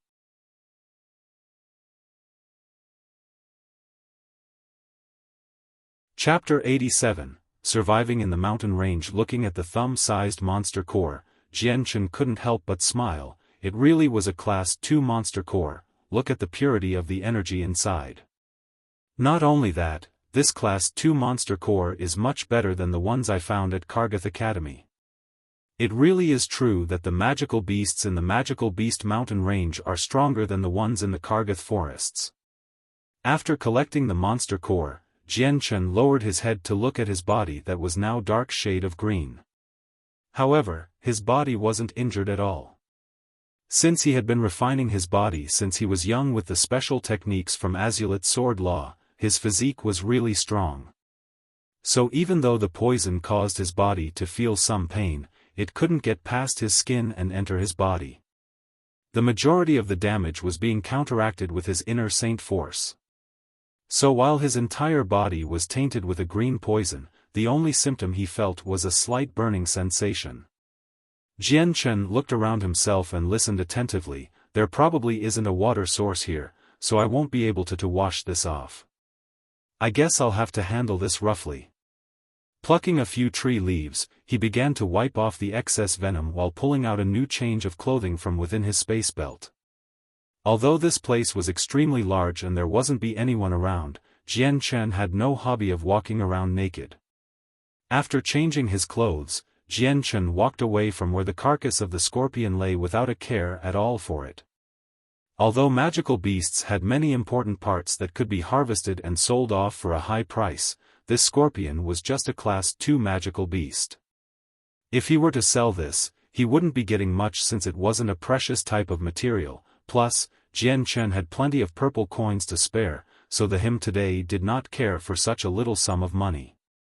While the beasts that were born and grew in the mountain range of magical beasts were much more powerful than those in Kargath Forest, they were much rarer than the ones in Kargath Forest.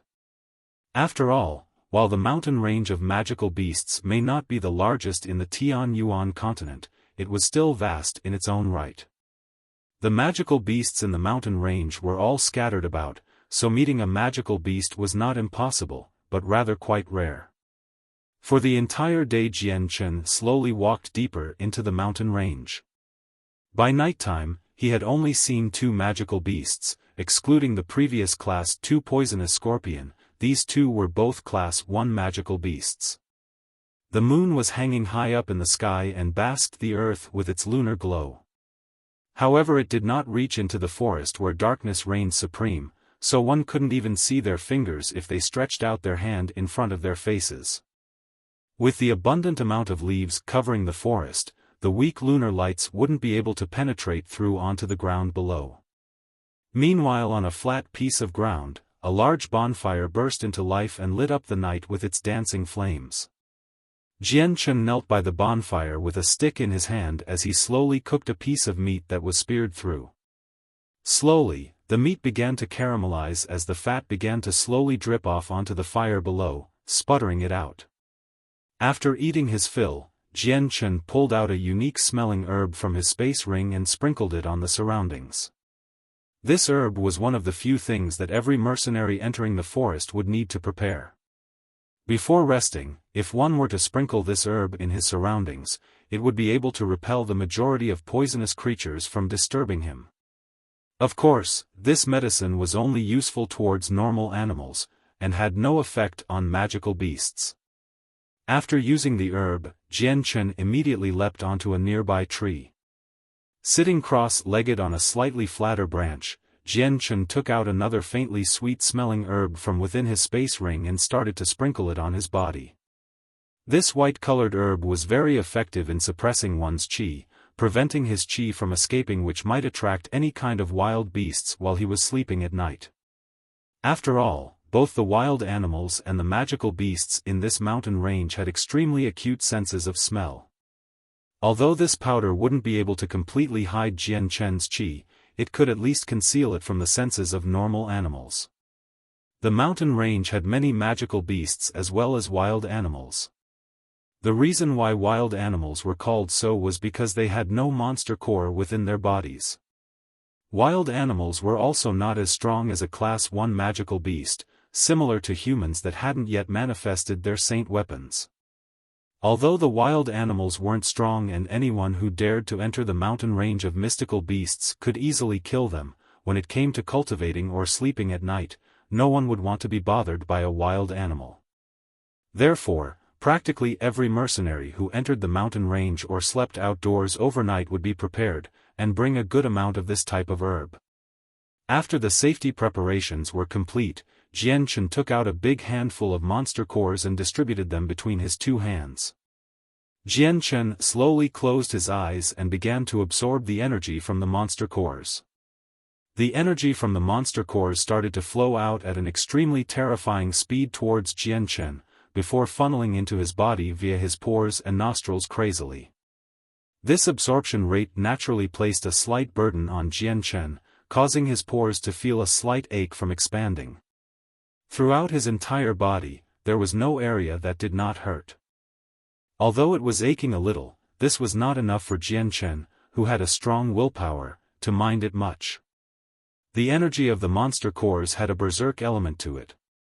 If it weren't for Jian Chen using the world essence to strengthen his body since he was young, which meant that his internal organs and his fundamentals were made to be a lot stronger than most others, he would have been heavily injured alone by the berserk element contained within the energy of the cores, never mind the fact that he was absorbing the energy into his body so crazily.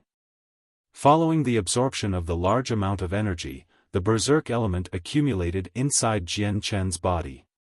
When the berserk element reached a certain point, a large absorption power started to surge from Jian Chen's dantian, pulling these elements continuously towards the dantian, before finally being absorbed by the 2 glows of azure and violet. On Tianyuan continent, if a practitioner wanted to rely on the monster cores to cultivate, then they would need to clear away the berserk element within the energy and absorb the pure energy remaining. Just removing that element from the energy would take a lot of time, and even then, the berserk element wouldn't be completely removed, and would leave behind some harmful effects within the body. So while there were many people who relied on using monster cores to cultivate, not many would continue down that path. Every so often, a person would need to stop using monster cores and completely refine the energy absorbed, in order to not suffer from any negative effects. Though with Jian Chen, he could absorb and refine the energy from the monster core without fear of the consequences, which was possibly due to the glows within his dantian. The moment the energy entered his body, the berserk element would immediately be absorbed by them, allowing for Jian Chen to absorb the energy from the monster cores without fear. This was why Jian Chen had such a large advantage over the other cultivators. Following the steady absorption of the monster cores, Jian Chen could clearly feel the saint force slowly growing larger and larger in his dantian. Although it might look slow to the naked eye, Jian Chen understood that this speed compared to others was really fast. At this rate, it would not be long until he would break through to become a great saint. On the second day, when the sunlight passed through the small chinks between the dense tree leaves, Jian Chen, who was sitting cross-legged and cultivating, slowly opened his eyes. He then flipped in the air, jumping down from the tree, and smoothly landed on the ground below. Jian Chen stretched his body for a bit. After consciously feeling his inner saint force, he couldn't help but smile. He could clearly sense that his current saint force was much more powerful than when he had first condensed his saint weapon. Based on his calculations, his current strength was most likely already at the level of a middle saint. Although he was only a middle saint, it had been less than a month since Jian Chen had first condensed his saint weapon and broken through to sainthood. If anyone else heard that Jian Chen had managed to become a middle saint only less than a month after, they would definitely find it hard to believe. After eating some food to fill his stomach, Jian Chen once again continued on his journey. Time quickly passed by. In the blink of an eye, a month had already passed. At the foot of the magical beast mountain range, a youth wearing a coarse set of clothing was currently facing a pitch-black, panther-type magical beast that was 1 meter tall and 3 meters long. The youth held a long, thin, silver sword. He stood tall and straight, seeming to be as immovable as a mountain. His face was brightly colored by mud and dust, making it impossible to make out any of his facial features. The panther-type magical beast was glaring at the youth opposite of it with a ferocious glint in its eyes. It roared deeply, and began to fall into a crouching position. Its hind legs firmly planted into the ground, preparing to attack at any moment.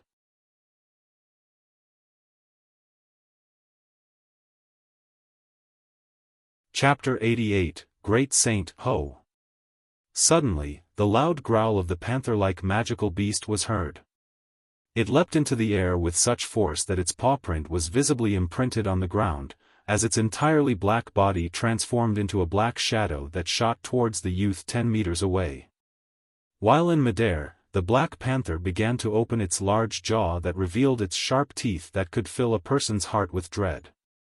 The youth smiled coldly as the silver-white sword within his hand started to emit a faint white glow. With a single slash, the sword tip flew towards the black panther's opened mouth. The sword was traveling extremely fast, just like a flash of lightning. However, the black panther's reaction was very fast, so when the sword reached its jaws, the black panther tilted its head to the side, barely dodging the incoming attack.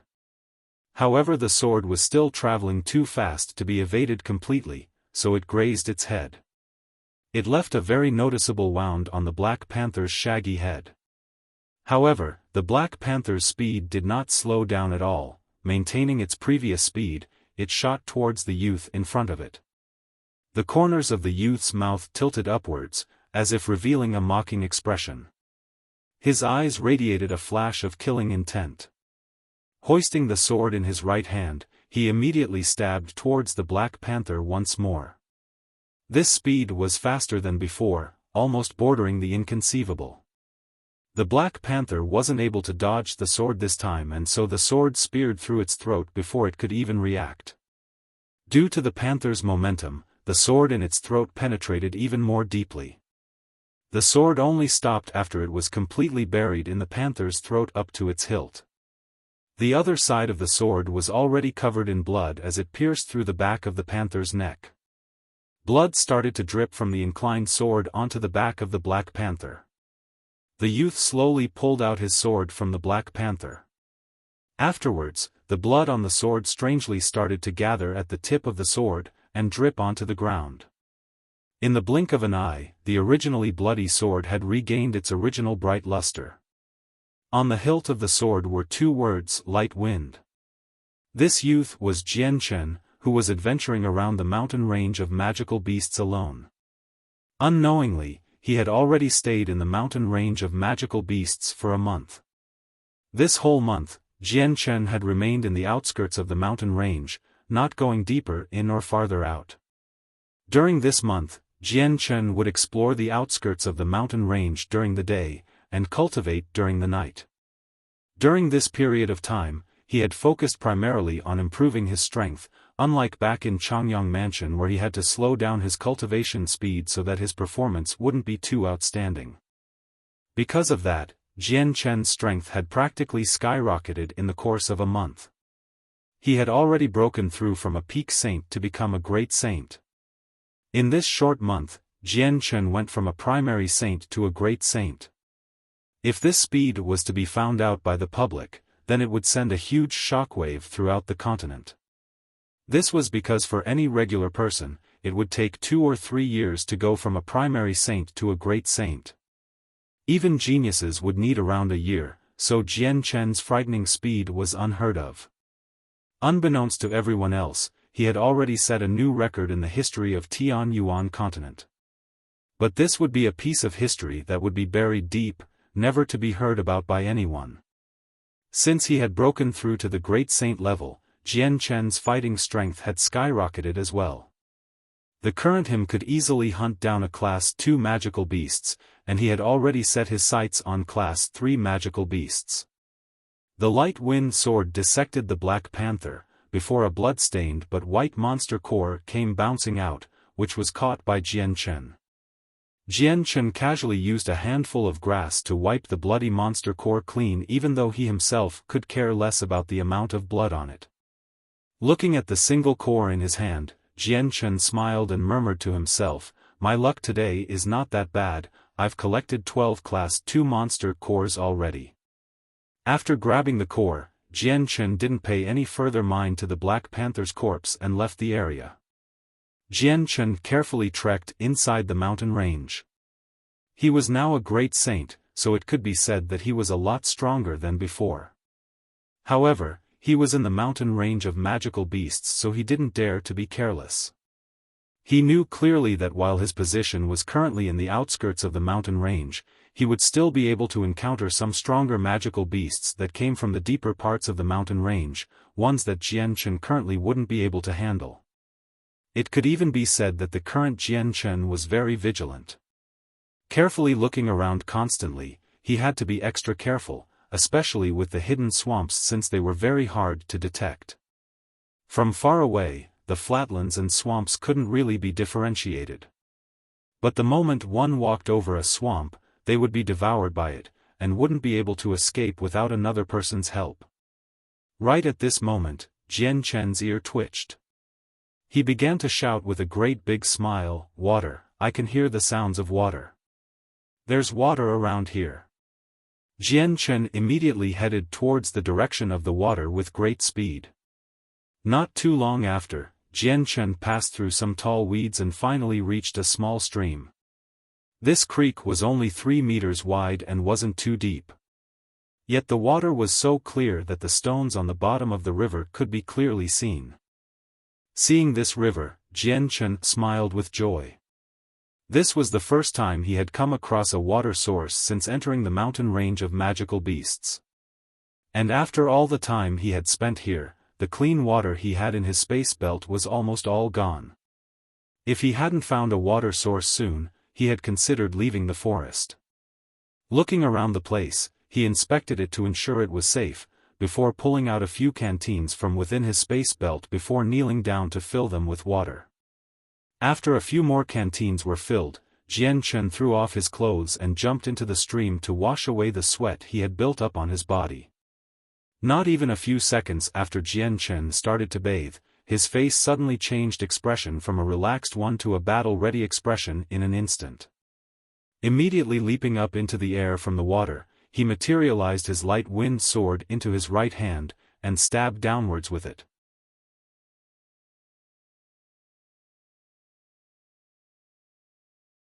Chapter 89, Silver-striped golden snake. Just as Jian Chen stabbed downwards with his light wind sword, a golden vine-like thing flew out of the water and attacked Jian Chen. When Jian Chen's sword and the golden vine-like thing collided into each other, Jian Chen's downward momentum was stopped. His whole body maintained a stabbing posture while he was suspended in midair. The tip of his sword accurately pierced the head of the golden vine-like creature. This scene lasted for a span of 2 breaths. Suddenly, from the forest next to the river, another golden vine suddenly burst out from the tall grass and flew at Jian Chen. Jian Chen's face didn't change from the sudden ambush. Bracing his arm as he prepared to borrow the power of the golden vine-like thing below him to gain momentum, he kicked off of his attacker and whirled through the air, landing firmly down by the riverside.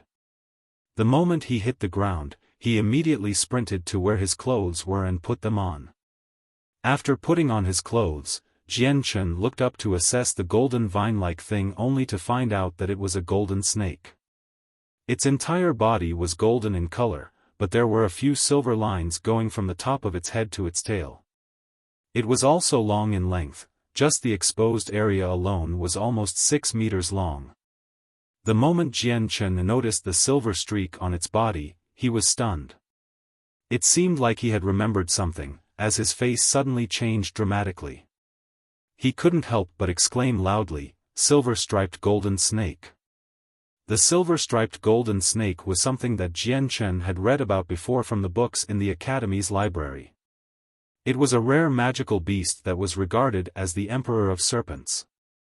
In the entire Tianyuan continent, considering the tens of thousands of magical beasts, the population size of silver-striped golden snakes barely even reached 3 digits. The silver-striped golden snake wasn't precious because of its rarity, but because of its body. Whether it was for meat or blood, it was very valuable. The venom in its body was especially precious. It belonged to the type of goods in the Tianyuan continent where there was no market, even if people offered high prices for them. This was because if this highly toxic venom was specially refined, it could even kill a peak heaven saint master. Moreover, purging this venom was impossible. Unless one had the blood of the silver-striped golden snake, there was no other method. Even a radiant saint master wouldn't be able to do anything about it. Although the light saint force had mystical healing effects, and could detoxify many poisons, it simply couldn't remove the unique and highly toxic venom that a silver-striped golden snake possessed, as well as several other rather special types of venom. At most, a radiant saint master would only be able to temporarily suppress the poison, however, completely purging it was impossible. Also, the silver-striped golden snake was different compared to any other snake. Not only was it long, it was also relatively thin. It could be said that a few silver-striped golden snakes that reached the Class 5 magical beast rank would reach up to 100 meters long, but their widths would not even be 30 centimeters wide. A Class 6 silver-striped golden snake was able to control the size of its body, and could even shrink its body down to 1 or 2 meters long. Not only were Class 6 silver-striped golden snakes very strong, but rumors said that they could fly through the air and burrow into the ground. Its venom was unrivaled, and even a heaven saint master would be afraid of the consequences of being infected by one. In the ancient records, 100 years ago in the Holy Empire, a Class 6 silver-striped golden snake had laid waste to a king's city with the population of 10 million people in the time it took for a candle wick to burn out. Every single person was killed by the potent venom, even decayed corpses. All that was left in the city was the stench of fresh blood that rose endlessly into the air. After this horrifying event, the Holy Empire sent out over 10 heaven saint masters to go kill the silver-striped golden snake. But before half a day was over, 7 of the heaven saint masters were killed by the poison, with the remaining few having serious injuries or were poisoned heavily. However, not long afterwards, the remaining few experts that were poisoned died as well. This event had caused every single saint ruler in the Holy Empire to become shocked.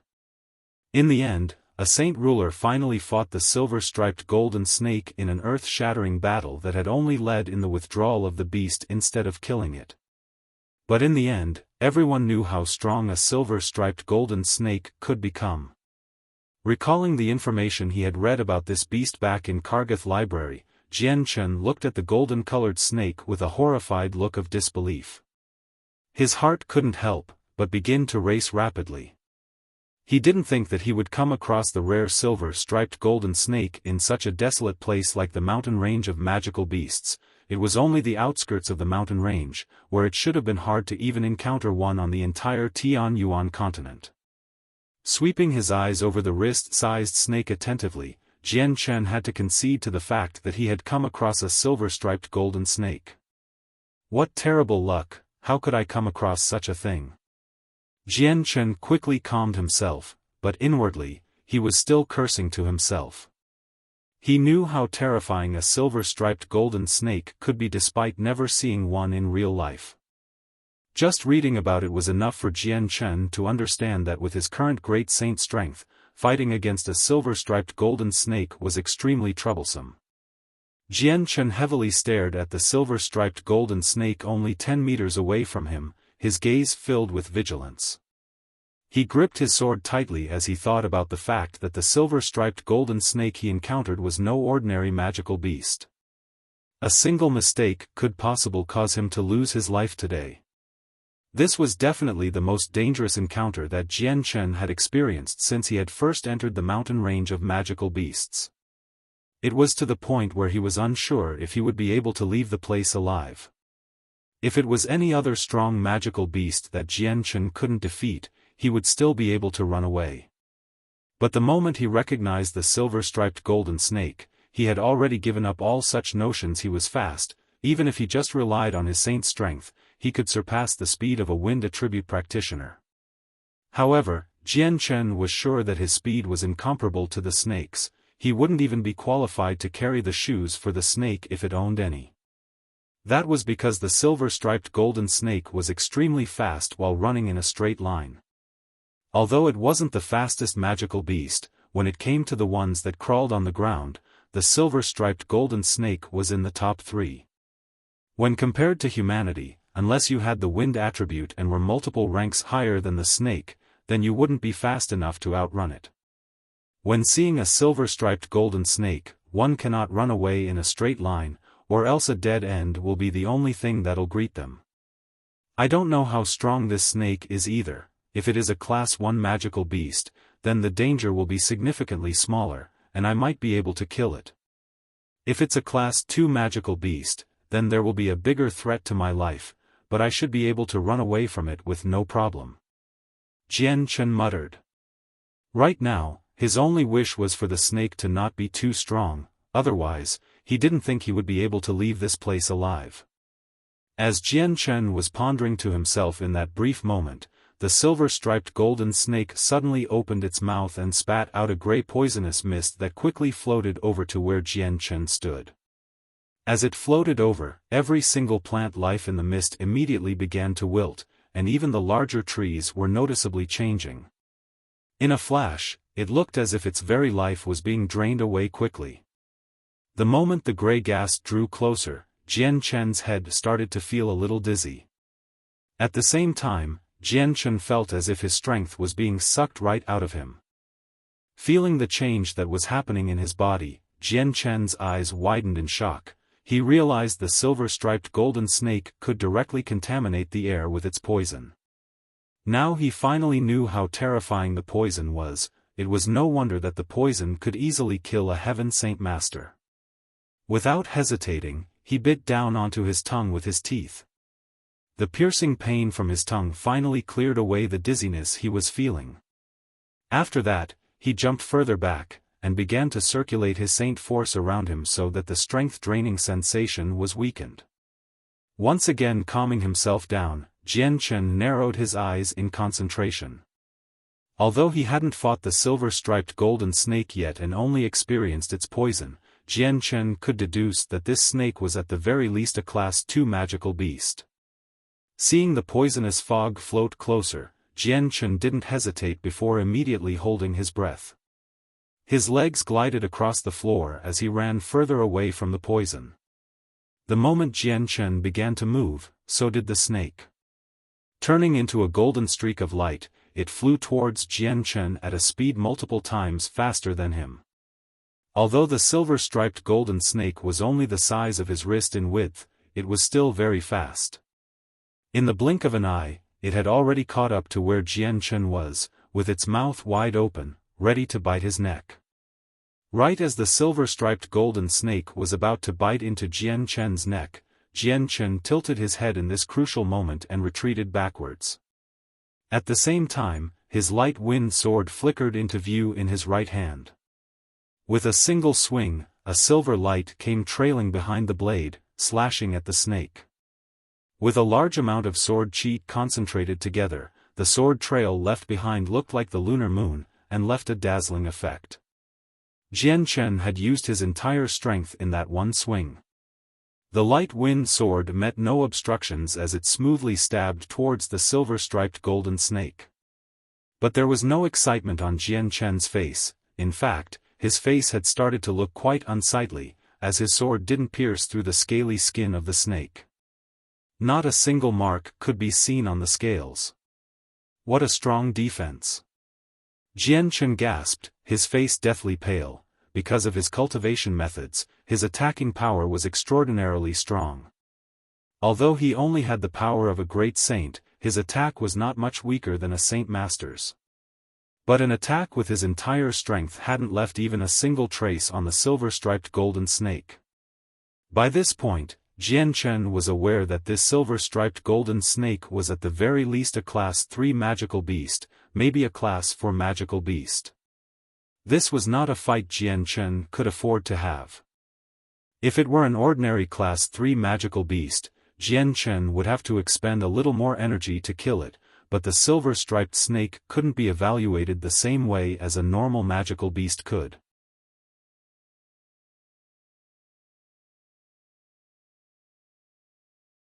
Chapter 90. The magical power of the soul sword. While Jian Chen was dazed, the silver-striped golden snake's unproportionately small head compared to its non-matching large mouth had turned and nipped at Jian Chen's neck once more. Brandishing its sharp fangs, a continuous stream of gray-colored poisonous mist flowed out from its mouth.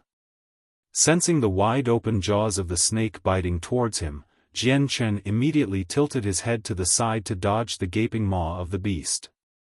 Immediately after, his furious footsteps moved him around to the back of the silver-striped golden snake. Jian Chen's light wind sword shined brightly as he swung it down onto the snake's body once more, refusing to believe that it would be ineffective. The light wind sword accurately stabbed against the skin of the silver-striped golden snake, but only stopped at the very first layer of the snake's scale, unable to penetrate any further. The thin golden skin was as like an impenetrable fort, no marks would remain on it even from a full-powered blow of Jian Chen. Seeing this, Jian Chen's face became even more grim. His mood, after discovering how ineffective his sword was, had completely dropped.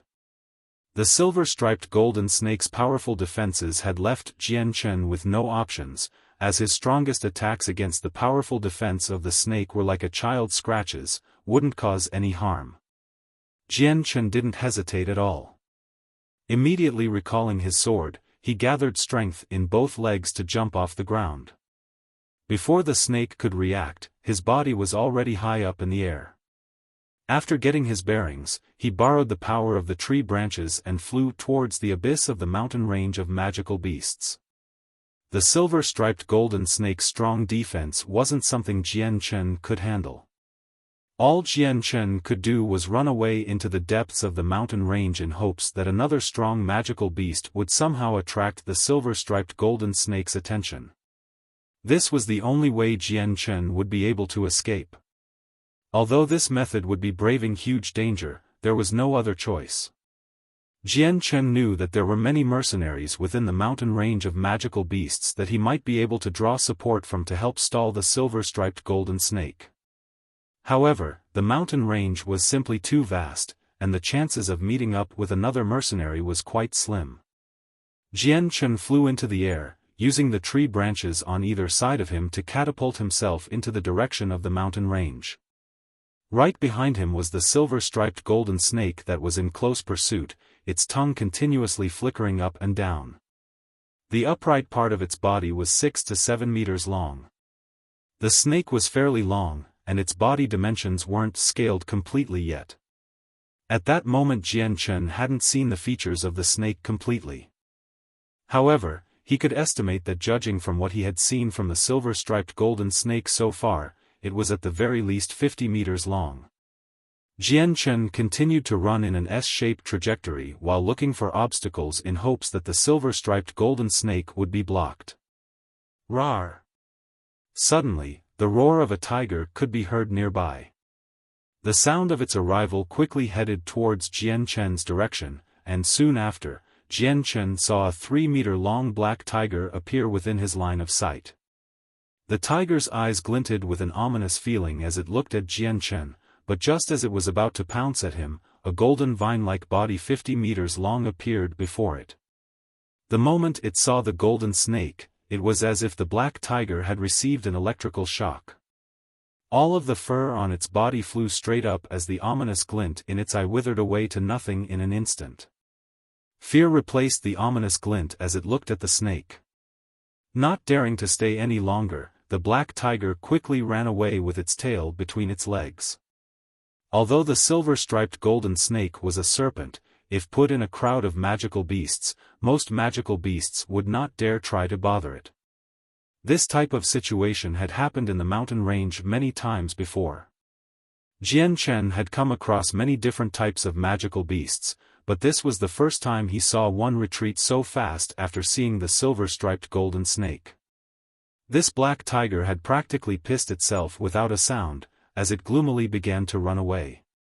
There wasn't a single magical beast here that would dare provoke the silver-striped golden snake behind him. An hour later, Jian Chun was already close to the abyss of the mountain range of magical beasts.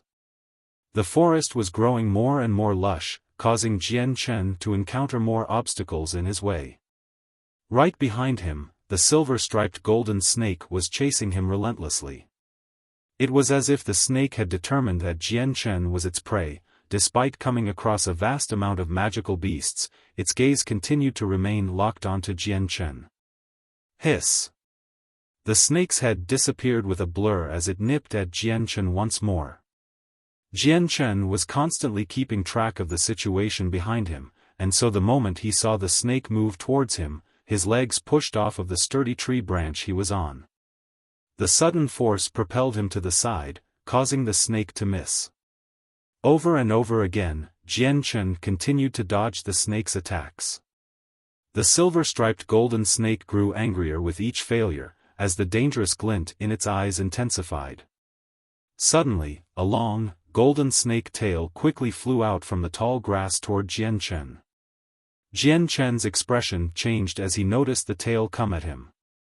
Noticing the sturdy tree branch to his side, he immediately jumped and kicked away from his spot without hesitation. His entire body was then sent flying forward towards a large tree with dense, leafy branches. The tail of the snake immediately changed its angle and shot at Jian Chun with breakneck speeds.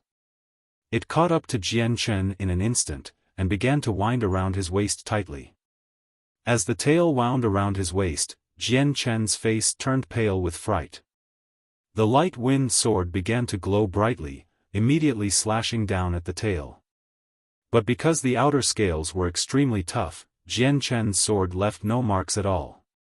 At that moment, a stinky stench wafted on over as the silver-striped golden snake's mouth, which was even larger than its body, could be seen. In a flash, it flew towards Jian Chun's neck, and was about to clamp down on it. Without any time to prepare himself, Jian Chun immediately thrust his light wind sword at the snake's mouth in alarm. But the snake was cunning, and it twisted its head to dodge the sword. Afterwards, the snake opened its jaws wide and sunk its sharp fangs deeply into Jian Chun's left shoulder. Feeling the intense pain in his left shoulder, Jian Chen's face drained of blood. The venom of the silver-striped golden snake was very strong, and once bitten, the only antidote was the lifeblood of the snake. There was no other method, even a radiant saint master wouldn't be able to cure it. But the scales of the silver-striped golden snake were far too strong for Jian Chen's current strength to even leave a mark on, let alone bypass them to acquire blood.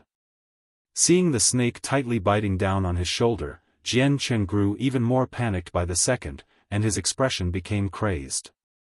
Influenced by this state of mind, Jian Chen's soul became unprecedentedly active, as a hazy picture of the scenery around him came into view in his mind. Although this feeling was very faint, if Jian Chen was not sensing it intentionally, he wouldn't be able to feel anything. However, as his emotions currently were very agitated, he did not notice this fact. Ah! Jian Chen bellowed into the sky. Without even caring if he could break through the snake's defenses or not, he brought the light wind sword up into the air before swinging the sword back down, in hopes of beheading it. The moment the light wind sword came down, it was as if Jian Chen's spirit connected with the sword in his hand. It was like the two had completely merged into one, without any distinction. The union was so smooth that it brought up an indescribable feeling within his heart, as if his sword was his spirit and his spirit was his sword.